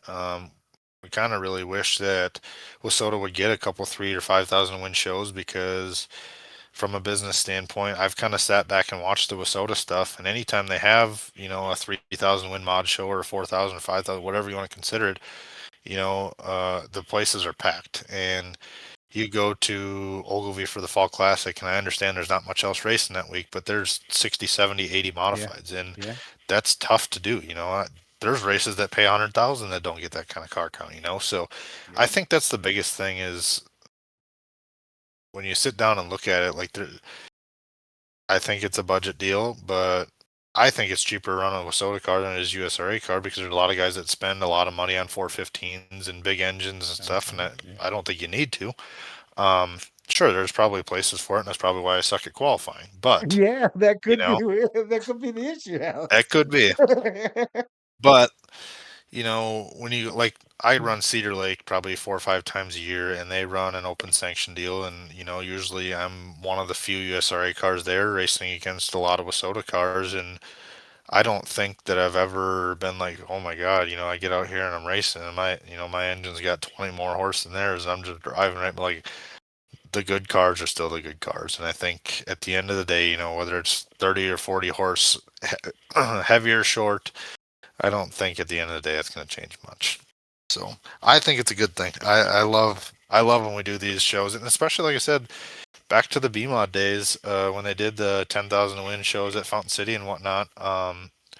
It was pretty crazy when you had USRA B mods running against WISSOTA B mods running against IMCA sport mods and whatever else. I know there was always, this guy's got a bigger spoiler and this guy's got this and whatever. But, I know a lot of the WISSOTA guys were always complaining, they're at such a disadvantage in the Midwest mod deal. And then you get Brandon Jensen or Joey Jensen to come to Fountain City, or Shadow Kitchener, or like these good WISSOTA Midwest mod drivers, and they come to Fountain City on a smaller motor and come out there and wax everybody else. And it's like, the difference is they have their stuff together. And when you race competitively and you're racing against good cars every week, you have to.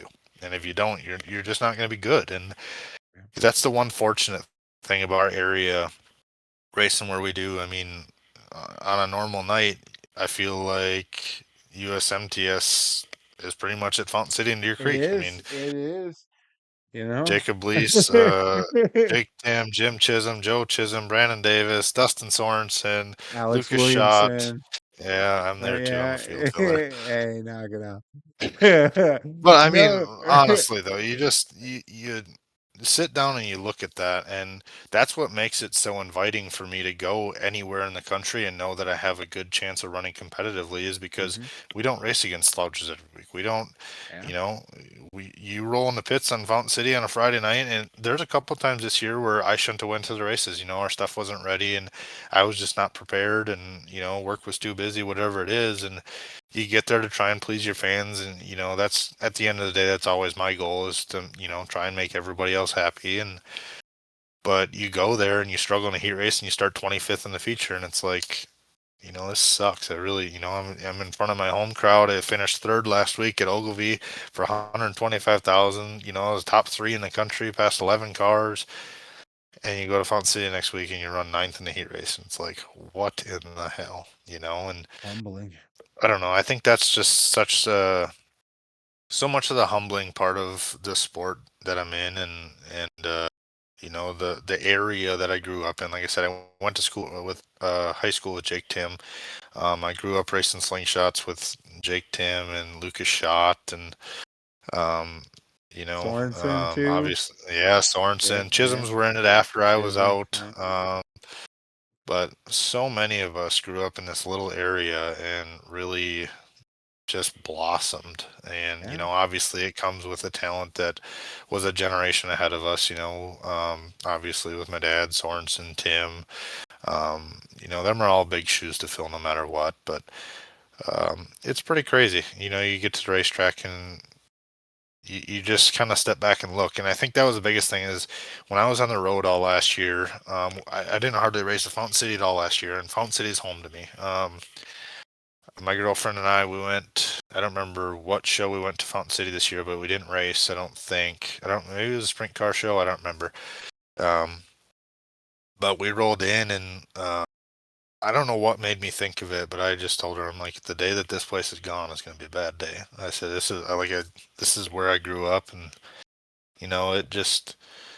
it's pretty crazy when you sit down and think of the history that's come out of that Yeah. racetrack. Yeah.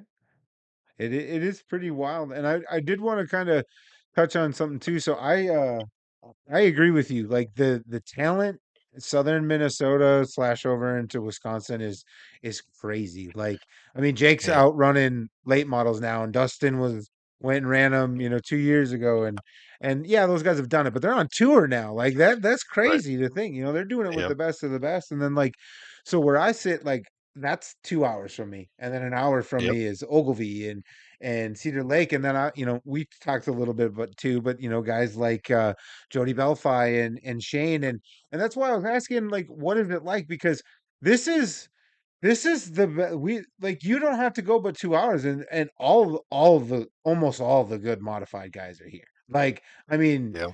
it's deep. So I just always found it so ridiculous that y'all didn't find a place to party more often together, you know?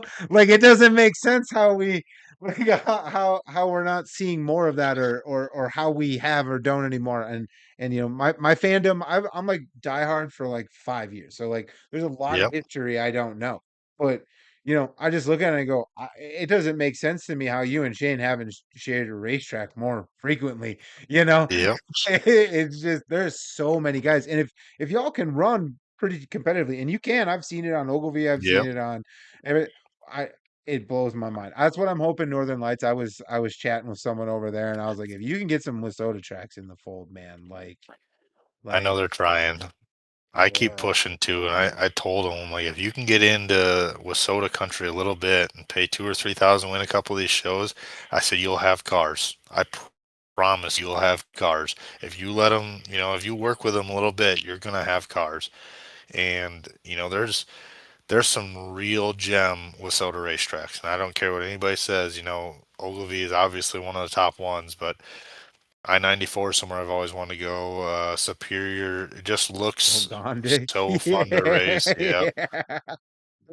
Gondik's pretty Princeton's a little cool. bull ring. I mean, Yeah, that would be sweet to go race that's like there. the But only one around here. I mean, I can't yep, I can't think of any like quarter miles other than Princeton that are really in our area Rice at Lake. all. Rice Lake, yep, that's true. All right, you Yeah, caught me on that one. I've not personally yeah, been there, so it always oh yeah. slips in my mind. But yeah, no, No, I've I mean the I've guy had a I'm lot of wearing. guys. Yeah, I was gonna say the guy I'm we, wearing. I talked to him. He Caden Blazer. He ran yeah, that to start, and I thought for sure he was trying to USRA. He's like, no, it's Wissota, and I can hang. It just didn't work for us, the rest of the yeah. second half of the season. But I know a lot of guys. Like I'll go race a few Wissota shows. Like I said, I used to go to Jim Falls once in a while, and been to Rice Lake a couple times, Cedar Lake a ton. And I've had a lot of people, it's easy for everybody to give you shit. Well, you're just, you're walking away from the good USRA cars and you're just going to cherry picking with soda. And I'm like, it don't work like that. it don't It's, work like that. when you're racing against Shane Sabraski and Jody Belfi and I have ran hard side by side for, I bet you 300-400 laps at Ogilvie before, it just, Yeah, I don't know. It always seems to work out that way. But, in my earlier mod years, I used to race with Buzzy Adams all the time. yeah, yeah, A lot of people don't like racing with people like that, but the amount of respect you learn and gain from them people is just nuts, and you go race at Menominee on a Friday or Jim Falls when they were open running Friday or Sunday, whatever. But Rice Lake and um, Superior, Ogilvie, all these places have a couple real good drivers all the time, and Mhm. I don't think there's any track in Wissota country that just literally has slouches. So I feel like that's such a cool thing for me, and that's the one thing that I benefit from is being on so close to the edge of Wissota Country versus USRA, and really not that far from IMCA or UMP really either. So Mhm. I'm kind of centrally located and all that stuff, but it's so cool to go to different places like that and race against new faces, and you're going to be better than them in some areas and obviously worse in others. But Mhm. you put a new tire on your car and you got to relearn everything, and um, Yeah. it's pretty crazy, but that's what makes it fun. You go see all these new faces and you just learn about the new things, and I don't know. That's what I live for. It's so much fun. Heck yeah. No, I dig it. I dig it. And I guess if anything can come out of this, because I know that you're going to get more views than Carter and I normally do being on here. If anyone's, you know, paying attention, where I think Alex and I'm speaking for Alex on this one, but we'd like to see some more USRA with soda shows kind of get cooking because there's some studs all over the place on both those sanctions, and we're not but an hour or two away from each other. No, Let's go party. no, Come on, man. no. And that's the nice thing. Like Fountain City lets them run on a weekly basis. They're allowed Okay. to run their tire or whatever else, or I Nice. don't know. I There's like some kind of that. a rule there, but it's super cool when you do see, if Menominee cancels or whatever, you see the better Wissota cars show up and Yep. race, and like a lot of people get kind of annoyed and pissy about that, but I just think it's really neat, that you see new faces come in, and you know, Yeah. just because the guy's really good at one racetrack, they struggle a little bit at another, and I just feel like that's such a thing, and that's what makes you a better driver. Is you just get Hmm. out and you go see new racetracks and different styles, and it's pretty interesting. Yeah. I mean, especially for the modified class, right? Like we need if if Monopoly's gonna rain out and a couple guys want to run down here and race, like that's good for the sport and that night's racing, right? And the fans and everyone. Like we gotta, I don't know, maybe make the I get the idea of sanctions. I get where we have them. They serve their purpose. I'm not like get Yeah, rid of them. I'm just like if we're this close and we're this I wish close they worked together more. geographically, yep, and we're this close rules wise, like we're s- we're we're screwing the pooch for no good reason because this is Yeah, the hotbed in my opinion, and then and not to call it Illinois or anything like that, but I think this is a hotbed no, of right? there's so much just right here. We should just we could throw some really cool parties together, man. Yeah, This is what I'm saying. But all right, we've been going for a while, so I don't want to take up too much more of your time. I do want to give you a little bit of crap. We touched on a little bit. So some of that economic stuff is guys are going to run late models more. Is that something we could see out of you anytime soon? it all depends. I don't know. It probably would have been a better chance before I started this BOM deal, but I don't know. I would like to for sure. I don't think you're gonna see me run World of Outlaws or anything like that. Uh, well, unless I someone comes I ran. calling, right? Like, but Yeah, well, somebody's got to run a business I yet. agree. I So I don't know. agree. To be honest with you, when I ran the USRA late model, I didn't mind it. But to be honest with you, the easiest way I can put it is when you own your own stuff without the financial help of your father or your mother, or you're always going to have sponsors, and you're always, Yep. your father and mother or whoever, they're going to support you, obviously, right? But when you step back and you go finish third at Ogilvie for 125,000 to win show and know you did that out of your own pocket, that feels so much better than saying, "Well, this guy just spent $500,000 to go let me race for 10 grand." You Yeah. know, I hear so that. when I drove the late model, I liked it. I enjoyed it. We had some wins. I had some really highs in my career. But one of the things that I did not enjoy was the fact that it wasn't mine, and I knew at any given point it could have been taken away.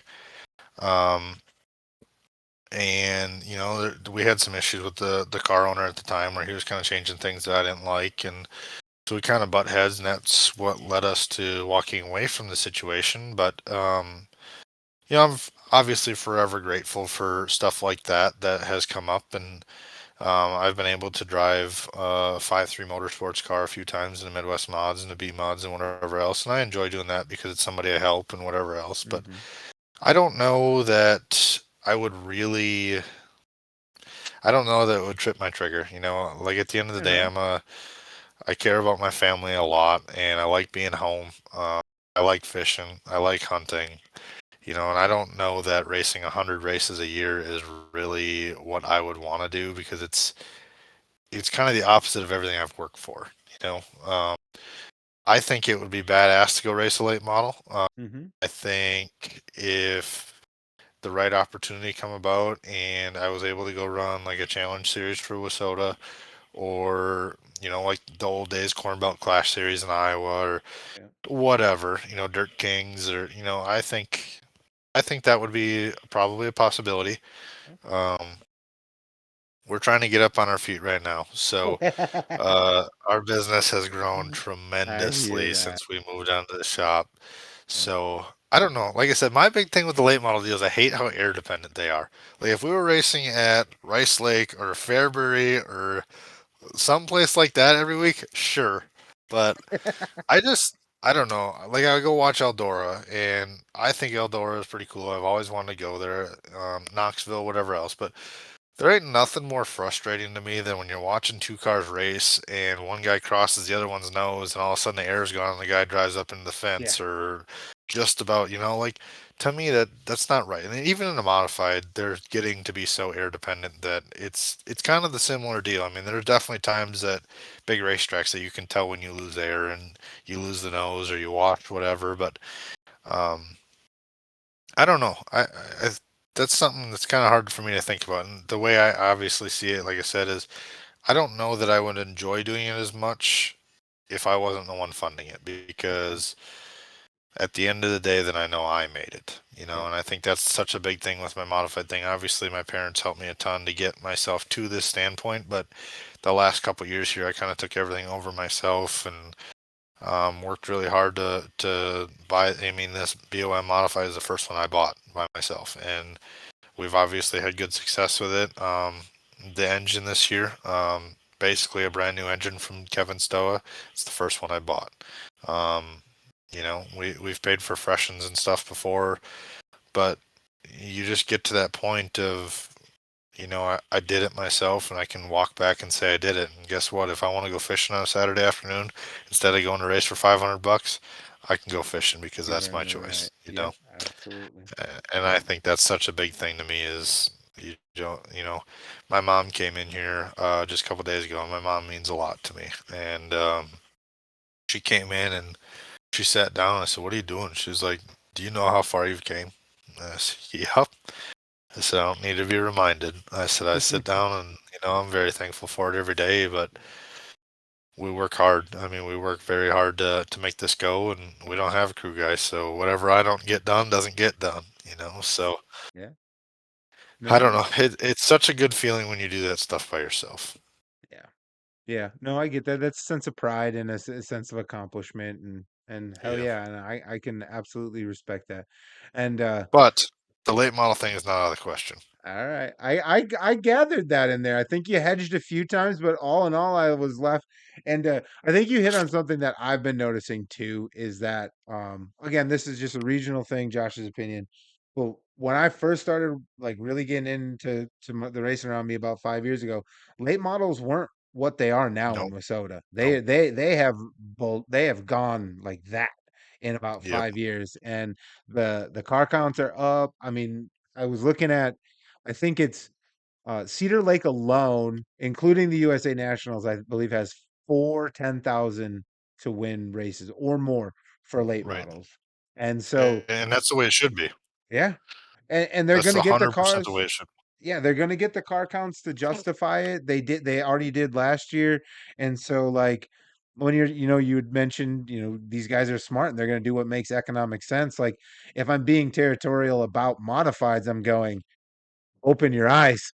I, They're I stealing the agree. drivers out from under our nose, and this is how like so And to build off that, to be honest with you, I think that's probably why the late model stuff has grown so much. You sit back and you look at the big name Wasota late model drivers right now. 5 years ago, they were mod drivers, but TPO and yeah, whatever pushed them to that next level, whether it be money or not, I feel like at the end of the day, it is also an economical standpoint where what sense does this make to be racing for $800-900 every week when we can race for 3,000, yeah, and spend not that much more? Obviously a late model does cost more money, modified costs more than a B mod, but at some point you got to get to the point where it's like, okay, well, I'm spending way too much to be racing for this. So, you know, I think the days of obviously the 90s and early 2000s racing, everybody's like, well, them are the days, them are the days. Well, obviously, but them days are never coming back. yeah. Gotta As sad as recreate that them. is, Yeah.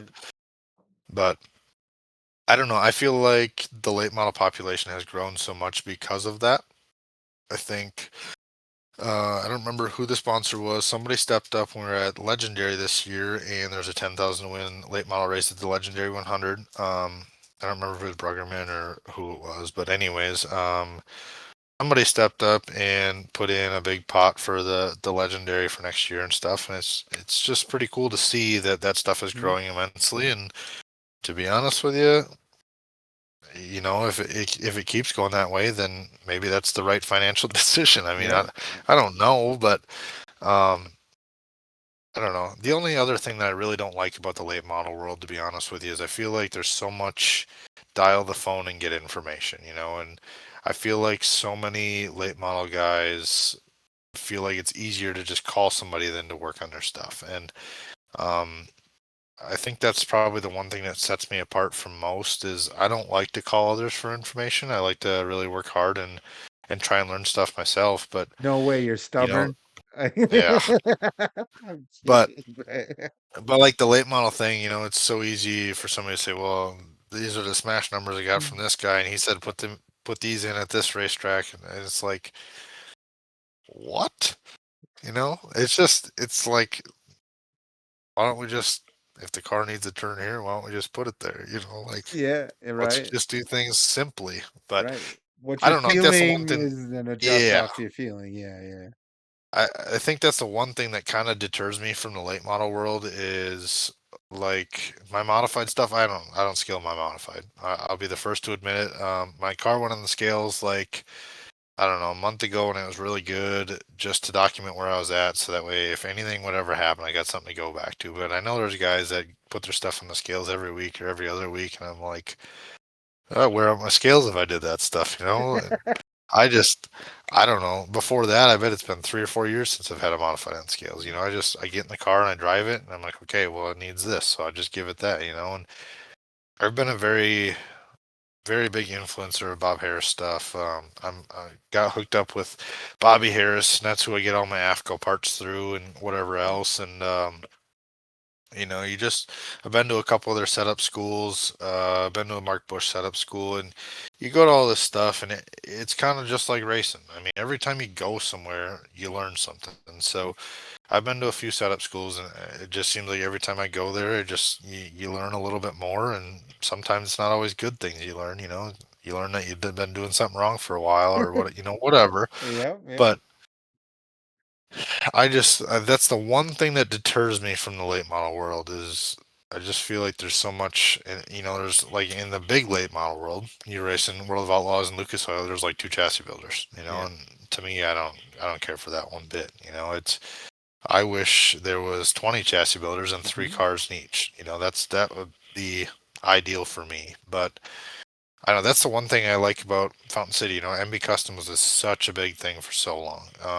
Jimmy's done a great job, obviously, building his brand and whatever else. But Jimmy's stuff was way ahead of the game for a long time, and then SSR kind of caught up, and they were the car to have for a long time. And then Lethal made their way in, and it's been a never-ending game. And that's the one thing I like about the modifieds. It's not okay. Well, there's 45 Rockets tonight and 2 Longhorns, or vice versa. It's like there's different cars there all the time, and that's cool for me to see, and I feel like that's a good thing for fans to see as well. Mhm. I don't know. I That's my agree. opinion. I agree. I often have mentioned, and again, I think we're preaching kind of together, but I always find it cool that like if you will turn on a USMTS race, it's not just Tanner Mullins like racing No. Tyler Davis, right? It's Tanner Mullins racing the car he built against Tyler Davis and the car he built with, Yeah. TP in the car he built over there. It's man and machine. Like there's a Yep. very old school throwback, or Alex Williamson in the bomb that he manufactures and stuff, and it's just like that is one of the coolest parts about modified racing is there is this difference across chassis builders, and some guys will get some stuff and they'll go this, like you said, they'll go this way for a minute, and then all of a sudden someone catches up. But like, Tanner Mullins winning a race and is the car he built, is it just means a little bit more. I'm sure you know exactly that feeling, but Yes. I And I think Tanner's probably in that same boat too. I think them. Tanner builds his own engines. I know that, and obviously building his own car. But things just mean a hell of a lot more when you just do that stuff yourself. And not everybody's got that capability of obviously building engines and cars themselves. There's no way I could build a car from the ground up. I don't have time. I don't have the resources, whatever else. But I was very fortunate that Tyler gave me this opportunity to assemble cars and make some money trying to do it. And that's kind of a dream thing for me too. Um, the problem is with like my line of work, I put so many irons in the fire because when you start a business, you have to do what you have to do to make ends meet. I mean, at the end of the day, you have to. yeah. So, I started this deal doing body work, and then I was doing body work all summer long, all fall, and then you get to January 1st, and all of a sudden I have 15 race car bodies to do, and I bust them out, and then April 1st comes, and racing stuff kind of slows down unless somebody wrecks something, obviously. So then now I'm trying to do body work again, and then you get all the way till November, and there's no work in the collision side, there's no work in the race car side, so then I'm plowing snow. Yeah. So Yeah. the problem that I kind of run into is I've got so many irons in the fire between the racing stuff and the collision stuff, and I plow snow. I mean, I have 75 plow accounts that every time it snows an inch or more, I have to go take care of all these plow accounts, and Yeah. everything has grown so immensely in the last couple of years here. I went from having no employees just a few years ago. We've been all the way up to 5, and we're back down to 3 now. Another one starting just this week. So I don't know. It's such a tough deal to get a good balance. I mean, it's crazy to see things evolve, things come and go, and the sooner you got to accept that in life, the better you'll get over it, I suppose, Yeah. is the Yeah. easy way to say it. But like I said, that's the one thing you can just keep relating back to the modified world is it don't seem like one guy. Obviously there's one guy that's on top most of the year, whatever else, but it's not like there's one car that nobody else can beat. Mhm. It's this guy's good for 3 or 4 races, and all of a sudden this car's good for 3 or 4 races. And we had a really good hot stretch this year. We won the one at Fountain City. Had a good race with Keith Foss. Ended up beating him at the line. That was huge for me. It was the first mod win in this car that I built. And then kind of clicked off from there. We went to the Gopher 50 the next week and passed like 13 cars in the feature. Finished second to Brandon Davis, which everybody knows he's probably the hardest driver to beat in the country. So running second to him is very, very respectable. And then a couple weeks later, we went to Casson for their fair race. Never raced there before in my life. Was there running second. Leader had a mishap and ended up capitalizing and drove away for that win, which I got to beat Brandon Davis, like I said, which is very, very hard to do. Made So, it feel twice as good. yeah, especially there. Like, if anybody knows the history of Brandon Davis and Casson, it's hard to beat that guy there. Yeah. But, just the utmost respect for that stuff. So, like I said, we had a really good hot streak there. And then obviously we had a mod win at Mason City. We had a B mod win at Mason City. we've really had a good year, so I just hope that we can kind of keep the momentum rolling. I feel like this is the most prepared I've ever been going into an off season to get ready for next year because I'm not rebuilding a car. I'm not, rebuilding a program, not starting from the ground up. Mhm. Like we had a lot of issues before with all four different business aspects of having to fix this, having to start over with this, or we had some insurance difficulties here last year that we literally had to split our auto body shop from our race shop because insurance wasn't going to cover us anymore. So, we used to have everything combined in one. We used to basically take money from here, here, here, here, throw it all into a hat, and that's what fed everything. Float And everything, yeah. we had to start completely over first of the year. Basically, we had to start a whole brand new business with the racing side of stuff and literally start with zero. I mean, we didn't have nothing to start with. We put it all together and just worked really hard. And now the racing business is actually doing better than my collision business is. It's pretty crazy how all that stuff transitions and works. And like I said, comes and goes, and you got to expect that. But it's just a never-ending ride. It's like a roller coaster. I mean, you're always gonna have downs, but you just want to, like, when you get on top of that wave, you just want to ride it as long as you can because you know it's Yeah. gonna crash sooner or Hell later. yeah, hell yeah. That's life in a weird kind of way, right? When it's good, it's good, and Yep, when it's bad. And the guys who tend to have more good than bad are the ones that don't get too down when it's bad, right? And don't get yep, overly high when it's high and just sort of, yep. yeah, heck yeah, man. That's the one thing I've always tried to work on with myself, and I think that's part of where the Iceman deal come into is you always got to show that respect. You always got to just remain, just be you. Don't be over cocky. Don't be, whatever else. Like, I roll into the racetrack every week knowing that I'm not the best one there. I'm no better than the next guy. I just do my best to show my respect every week and try and do what I can to put on a show for my fans. And I think that's why I've probably gained a lot of respect in the last, I don't even know how many years I've been mod racing, 8 years maybe. But not even that long, I don't think. But just, I don't know. It ain't very often you see me at the racetrack running somebody over. No, I'm not. That is for sure. I do second that. I think you are, in going forward, it's not like the right side looks like you were in a demo derby when you get there, you know. You It usually start does from the wall. well, that's different. That's the spoiler side. My buddy Scuba calls me Alex the Wall Williamson. That's I just fair laugh. enough. He's like, "You gotta put Uh, the right side on that thing," and I'm like, "For what? So it'll look the same in 2 nights, anyways." We're gonna get it all up in there anyway.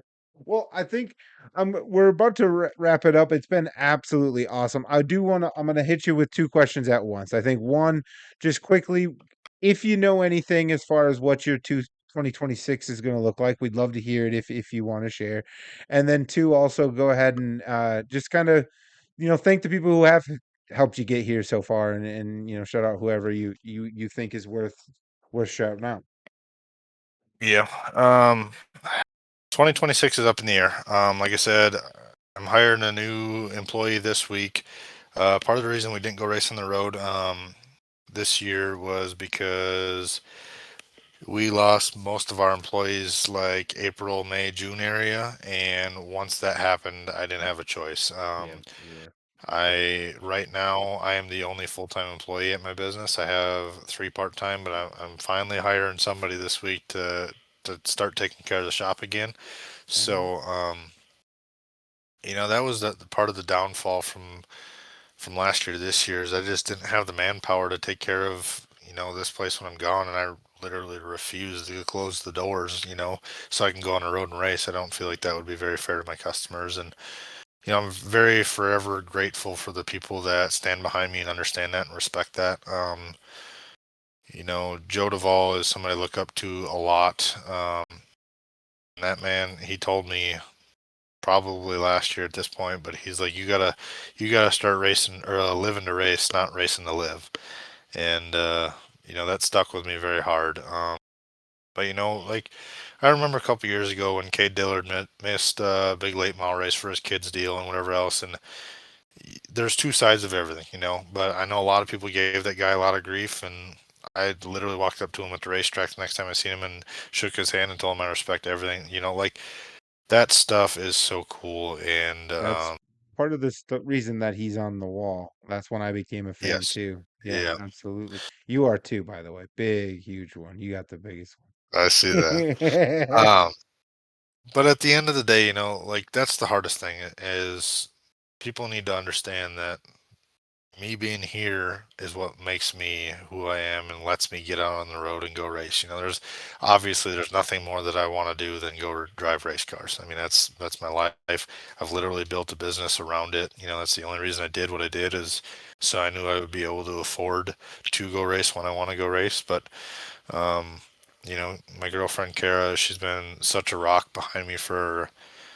We've been together for 9 years now, and she's just been pushing me harder and harder every year to make sure I'm staying on top of my stuff and taking care of the things that need to be taken care of here before I can, go on the road and race. And she's like, we'll just take the year, race around here, everything back in line with the business, and we'll go try harder next year. So I don't know what we're going to do yet. I'm waiting for Trenton Berry to hurry up and get something together with the Northern Lights tour. I'm sure we're going to run most of that, if not all of it. That works very well with our work schedule. And like I said, the one nice thing about the collision work is it's pretty slow in the summer. So we, our race car stuff really thrives in the summertime. So we're kind of on the fence there, waiting to hear what Todd's going to do. In an all perfect world, I wish Todd would pay 3, 5, and 10 like he did a couple years ago when he had 24 cars following. I know the tracks were kind of struggling there, but if they could find some sort of happy medium, I think that would be huge, and we would probably go that route. I miss racing on the road. I don't miss all the driving, but the people you see and the people you meet when you're 15 hours away is pretty crazy. And that's the one thing that I wanted to bring up that I forgot to, and I guess I will right now, but there ain't nothing worse than you go to your home track and you struggle a little bit and you have that hometown local drama and everybody's got something to say, and then you go 16 hours away, you go to Texas and you rip the whole rear end out of the car, you rip the front end off, or whatever. You got people coming out of the stands at midnight or 11:30, whatever it is, after the races are over, offering to help.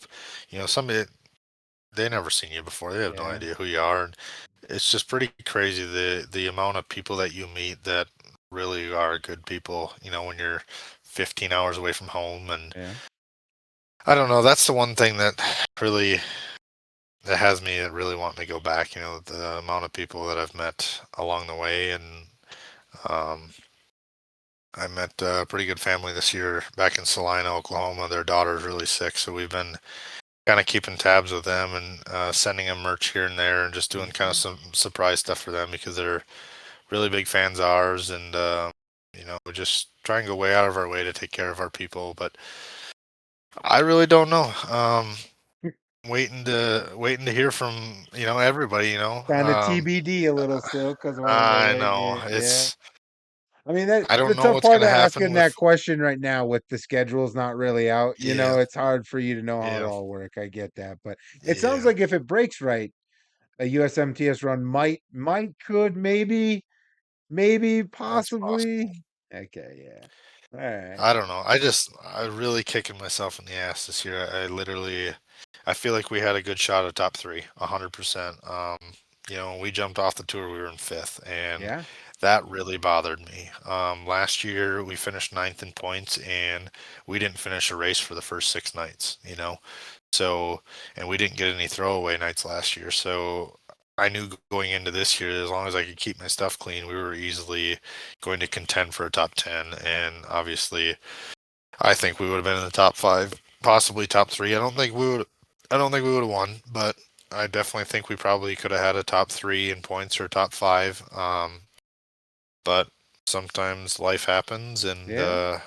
I don't know. That's part of it, but Or maybe I don't know. it, I really hope that there's some bigger mod shows again.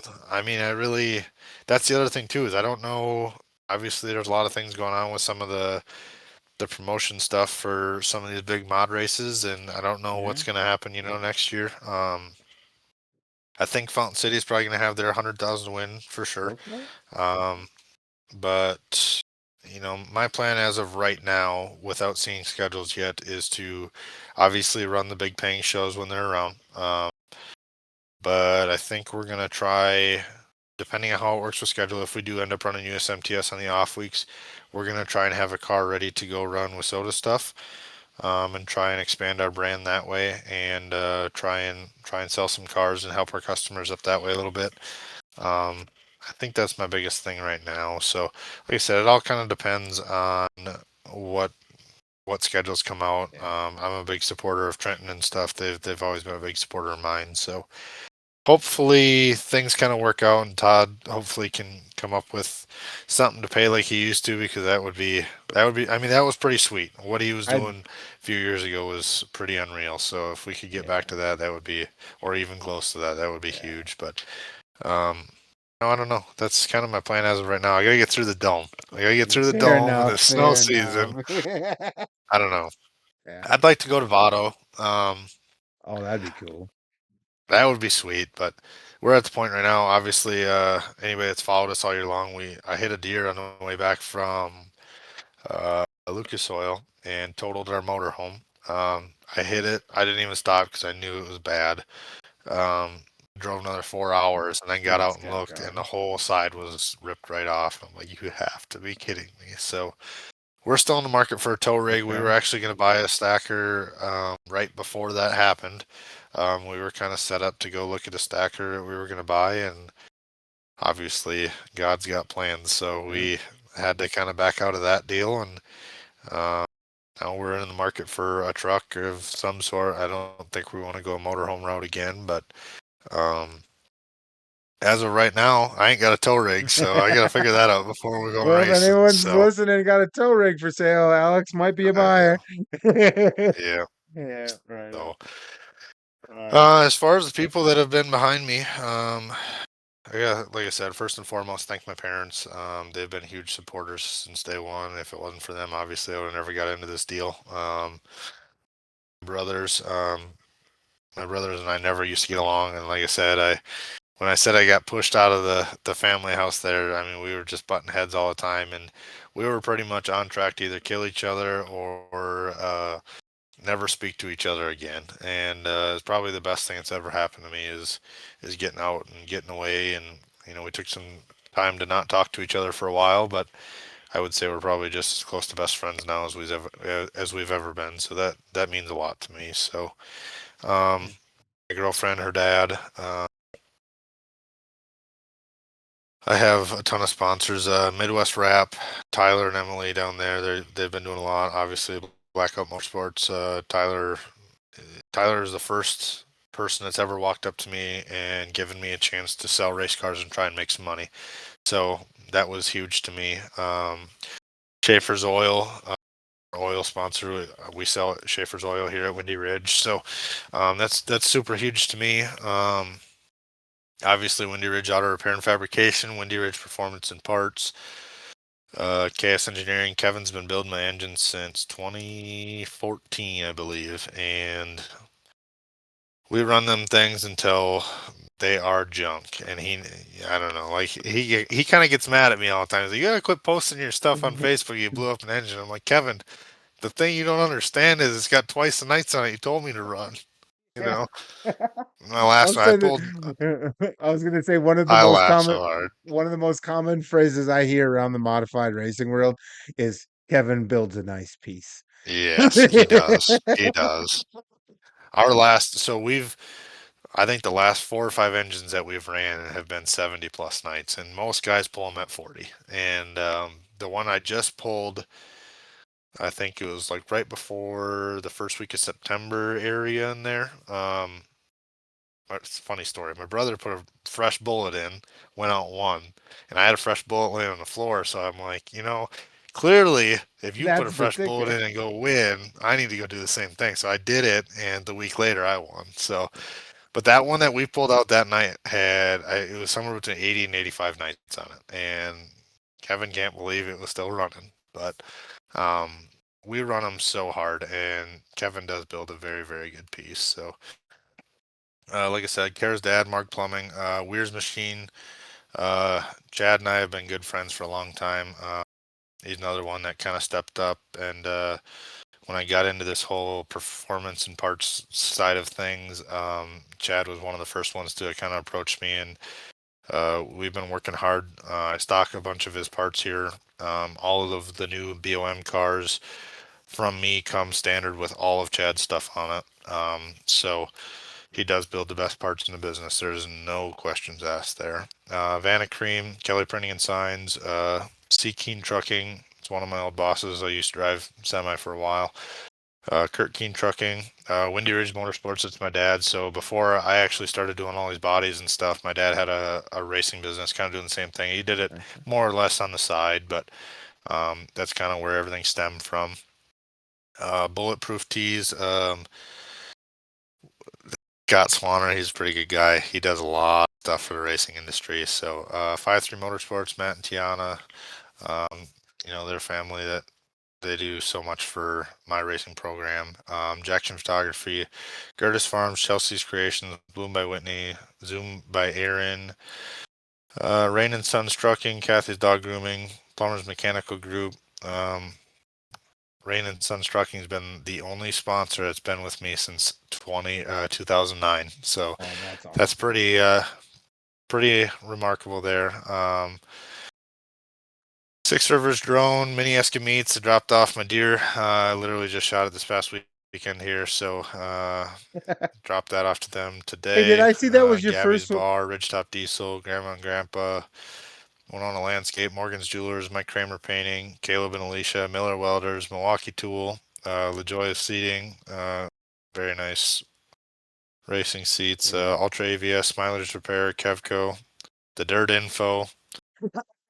We had a couple more new ones that I'm not revealing yet until the dome wrap comes out, but we've had a few come out for the dome, so we'll kind of see what happens there. I don't know. Right on. We almost made it to the end. Almost. Dang, technical difficulties caught us right at the end. But I want to say thank you, Alex, again for joining us. Like this was way more informative and way cooler than I could have ever imagined. Like I appreciate your willingness to just talk and have a conversation and just tell us about yourself. And it's been awesome, dude. Thank you so much. And I appreciate you having me. of course, we're gonna probably have to do this again. You see, the problem with That's being fine. good at stuff is that you end up having to do more of it. So Maybe you know what we should do is maybe you should just come here on a Monday every week after Fountain City races. You can get the gossip from everybody. Oh well, I don't You know if can I. just Dirt Info blow up. There could be a whole new meaning to the Dirt Info podcast.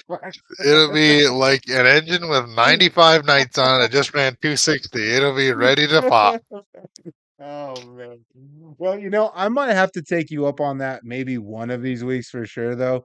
I definitely do want to come down and at least just check out the shop. I mean, I think we're close enough. I'm here in Blaine, you're down in Rushford. I don't think it's too far away. No. Well, are you technically in Rushford still with the shop or are you in Minnesota City? Shop's in Minnesota City. Okay. Yep. Yeah. You're not We far. should be closer. Yeah, we should probably make that happen. Maybe after the dome sometime we'll figure something out. I don't want to be in your way while you're prepping for that, but something to That'll think of. come down, if anybody, and I tell this all the time, if there's just people that have kids that are big into the racing deal. I have some drawings and stuff of kids, whatnot. I love that stuff, but there's a lot of race fans that bring their kids and kind of tour the shop on the way to Fountain City and stuff like that, and I just think that's a pretty cool deal. So usually, if somebody brings a kid, they leave with a souvenir of some sort. So it's pretty neat. You get to spend your day in the life of a race car driver, and I know a lot of kids that really like that impact, and that does mean a lot to me. So Heck yeah. I'll have to I'll definitely bring so I've got two teenage sons, so they're at the stage where everything I think is cool, they think is completely and totally lame. Um, yeah, so it's a bit of a hard sell, but I do have one of them that's my youngest son Colton is really kind of putting some effort into iRacing to get out of the early ranks and start doing some cool stuff with that. So I think he would probably enjoy it. Maybe I'll have him come with. But I love that it's open to kids and sort of you go that extra effort to make sure the kids are getting a connection because that's so I mean we were talking about modifieds and dirt racing and all that. I mean, I think the long and short of it is if we don't find a way to start bringing more kids and young people into the Yep. sport at a rapid clip, we're in trouble no matter what we do. So, I really appreciate you, making that effort and making it something extra special for them when they come through.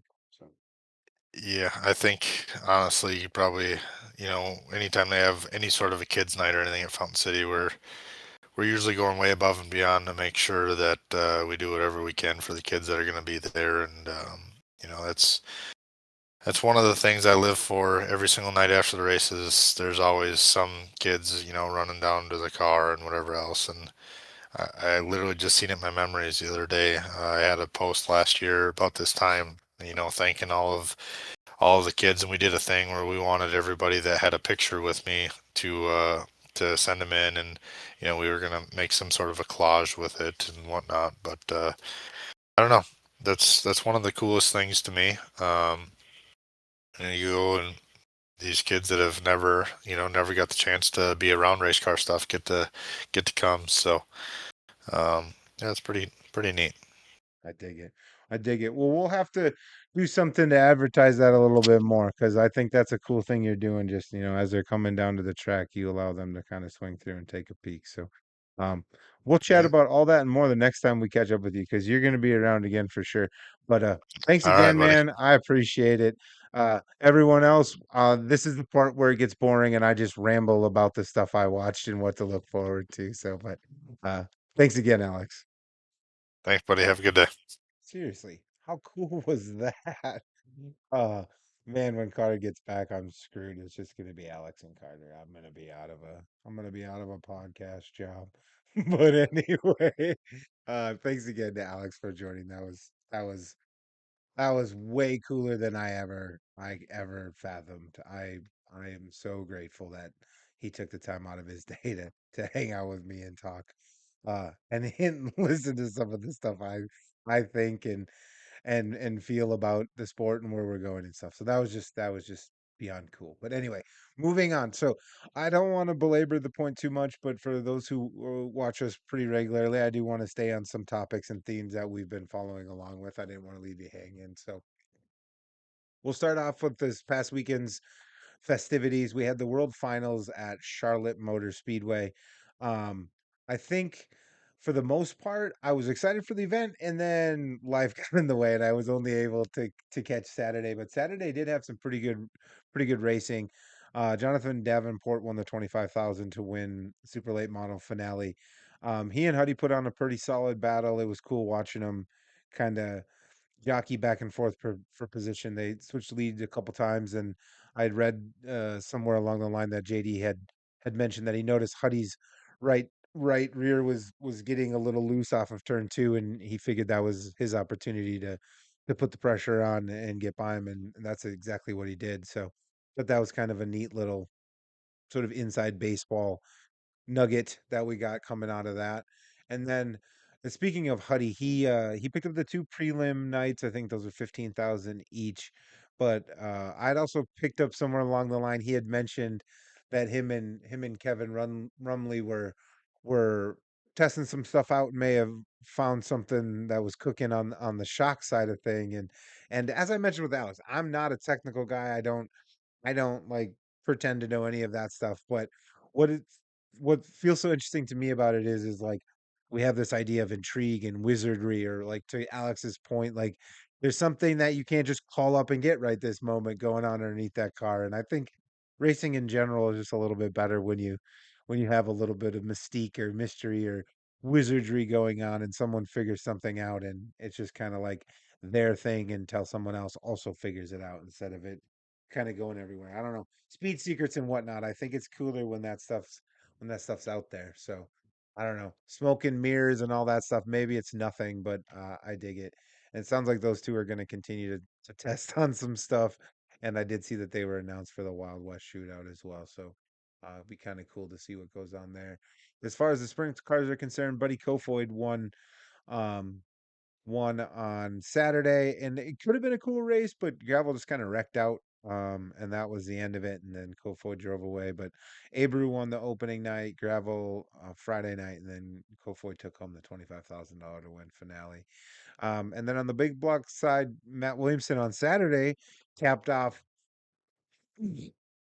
capped off his season championship with a win, driving from I think it was somewhere like sixth to first to claim the final race victory and claim the championship. He had locked that up earlier in the weekend, but he put a stamp on the whole thing. So I always think that's kind of neat when they do that. And then as far as the other two champions, there was no risk of any change, but Gravel won the sprint cars and Bobby Pierce won the late models, even though Pierce didn't run super good. That will be relevant in a few minutes here.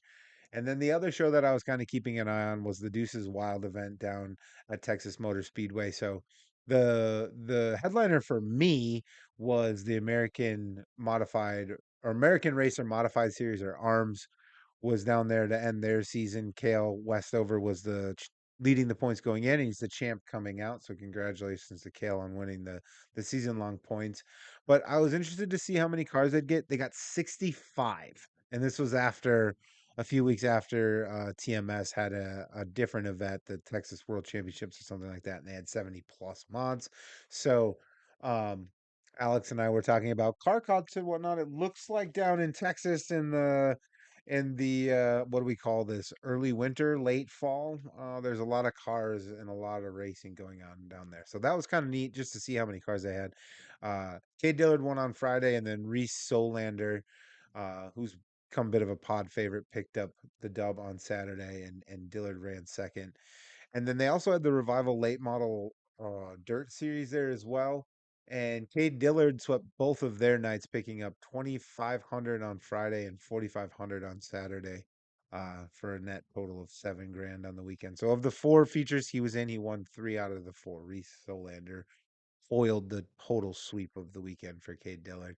But there were more sweeps. They also had the Power Eye 410 sprints in town, and Aaron Reitzel came in and took home a cool 12,000 on the weekend, winning Friday and Saturday. So that was kind of cool. I did actually catch some of that as well. Um, and Reitzel's from down that way, and he's had a hell of a season, so it's kind of cool to see him race and win that as well. And then Carter had mentioned as his one for the road that the Street Stock World Championship was happening at Why Not, and so I followed along with that a little bit. They had 62 total entries, and Caden Jackson, a 20-year-old racer, I believe, who goes by the nickname Meatball, managed to take home the $8,000 win over Tyler Nicely, who finished second and drove all the way up from 14th, and Spencer Hughes, who finished third and drove all the way up from 11th. So Caden Jackson's had hell of a season here at Why Not. I saw he won, and so I went digging as I'm one to do, and he won the Southern Street Stock Nationals and the Fall Classic there as well too. So some of their bigger events and the big fields, and this kid picks up dubs. So that's kind of neat. Someone to kind of keep an eye on down there. I don't know nothing about him, but uh, in researching his body of work says, hey, keep an eye. He didn't have a ton of starts either, something like 20 starts, and I think he won close to half of them. So he can race, that's for sure. And then that was everything I was keeping an eye on. So as far as what I've got going on this weekend, I'm done racing, uh, and so there really isn't even. I'll be probably MRP following the stuff I'm going to preview here. So there's just not a lot to consume. Um, but if I do catch any racing, it'll probably be on Flow. But nonetheless, I guess I'm bearing the lead here. We've got another football game. So as I mentioned up top, the Panthers continue to win. We are in the semifinals of the state tournament, and we play at TC or not TCF. Jesus, I almost said the Metrodome. Play at US Bank Stadium on Friday at 2 p.m. Um, yeah, they win this, and then they're in the championship game. That's how brackets work and stuff, right, guys? But nonetheless, it's pretty cool. I'm super excited. I as a junior, as my son is also a junior, I also was on a team that went and played in the Metrodome at the time, and we won our semifinal game, and we played in the state final game, and we did unfortunately get our asses kicked. But looking back on it now as a 40-year-old, that was a really cool experience that I wish I would have probably been able to enjoy a little bit more. So I think it's really neat that my kid's getting to do it, and I'm like doing my best to kind of help him enjoy the ride because in life you're only a part of cool ass shit like this so much.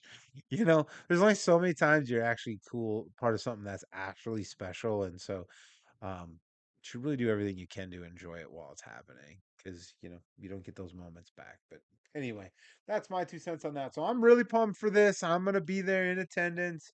Funny story is I've actually coached on the U.S. Bank Stadium field, and Xavier's already played once as well too, so he shouldn't have no nerves. If they call him my kid, he'll be ready for the bright lights. I think he's already got burnt there once before. Sweet kiddo, I love you.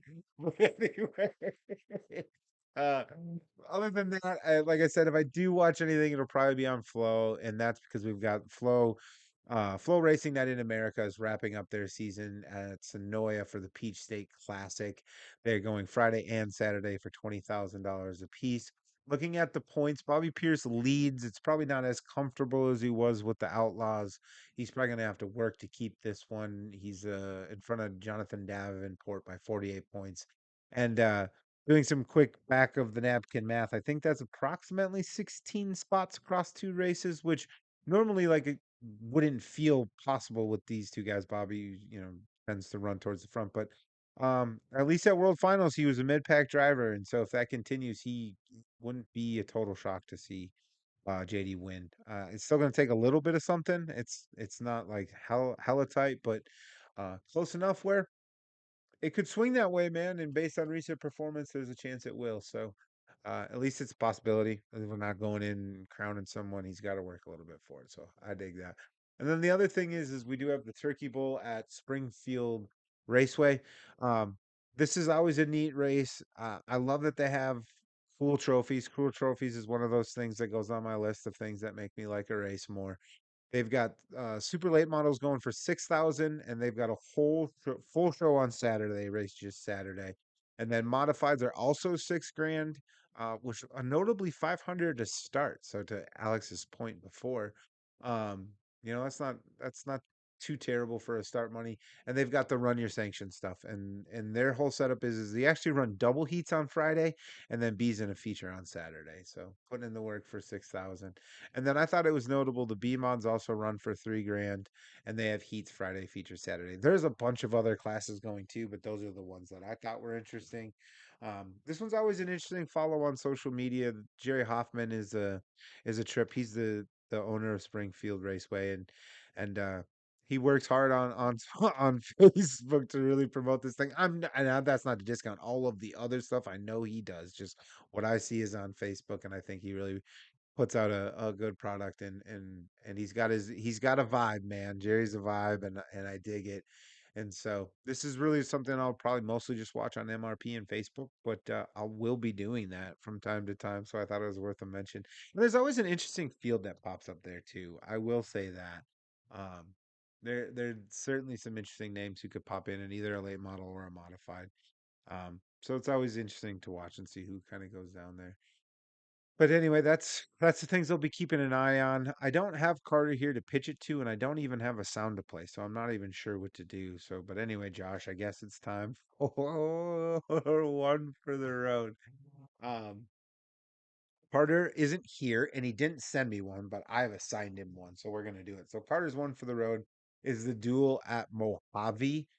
He did mention this a little bit last episode that he would be here, but anyway, so we've got the duel at Mohave, which is going down at Mohave Valley Raceway, and this is a bit of a replacement for the duel at the desert, which has suffered some ill fate of recent years, and so this is sort of taking its place. But nonetheless, we've got IMCA mods going Friday, Saturday. Friday, I think, is some sort of a qualifier or a bit of a qualifier and attached to Saturday. Nonetheless, Friday is 500 to win. Saturday is $7,777 to win. We've got almost 50 drivers pre-entered in the big names that I noticed, and I'm sure there are more that I either missed or didn't recognize or anything like that. So, but nonetheless, we had Ethan Broxma, Cole Sarneski, and Troy Morris on the list that I thought was interesting.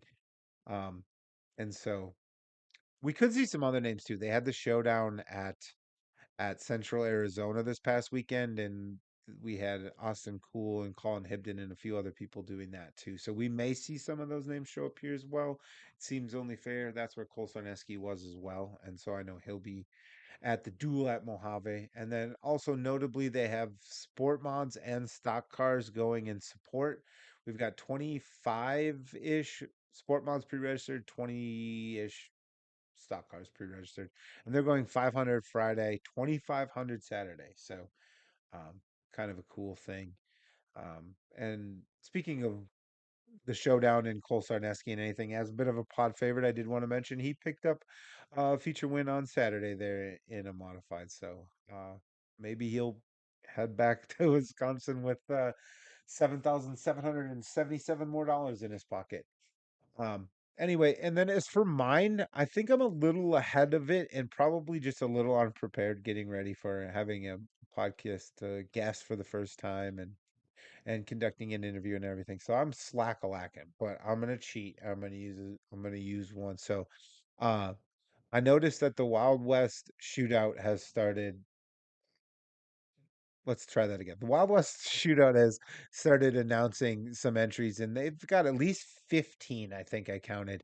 And the names are all 15 super late models, and the names are all just absolute killers. So this move to Central Arizona seems to be a bit of a boon to begin with. That I mean, those fields are always kind of stacked, but like the first 15 is basically like a who's who of Outlaws and Lucas. And I mentioned Huddy in the Rumley Six, and I just saw Davenport was announced, and Bobby Pierce is announced, and Drake Troutman, and I don't want to run through all the names, but it's just everybody. And so, um, I know we've got the dome to soak up a bunch of our attention, but after that, like we're kind of looking ahead to Wild West Shootout, and it's cool to see that the field's going to be pretty beefy already. So you can never start getting excited too much or too soon for a big race such as this. So I'll choose to start getting excited now, and then I can keep updating everyone as we go along. But anyway, I'm gonna wrap it there. Like I said, tried to keep it quick after Alex. He was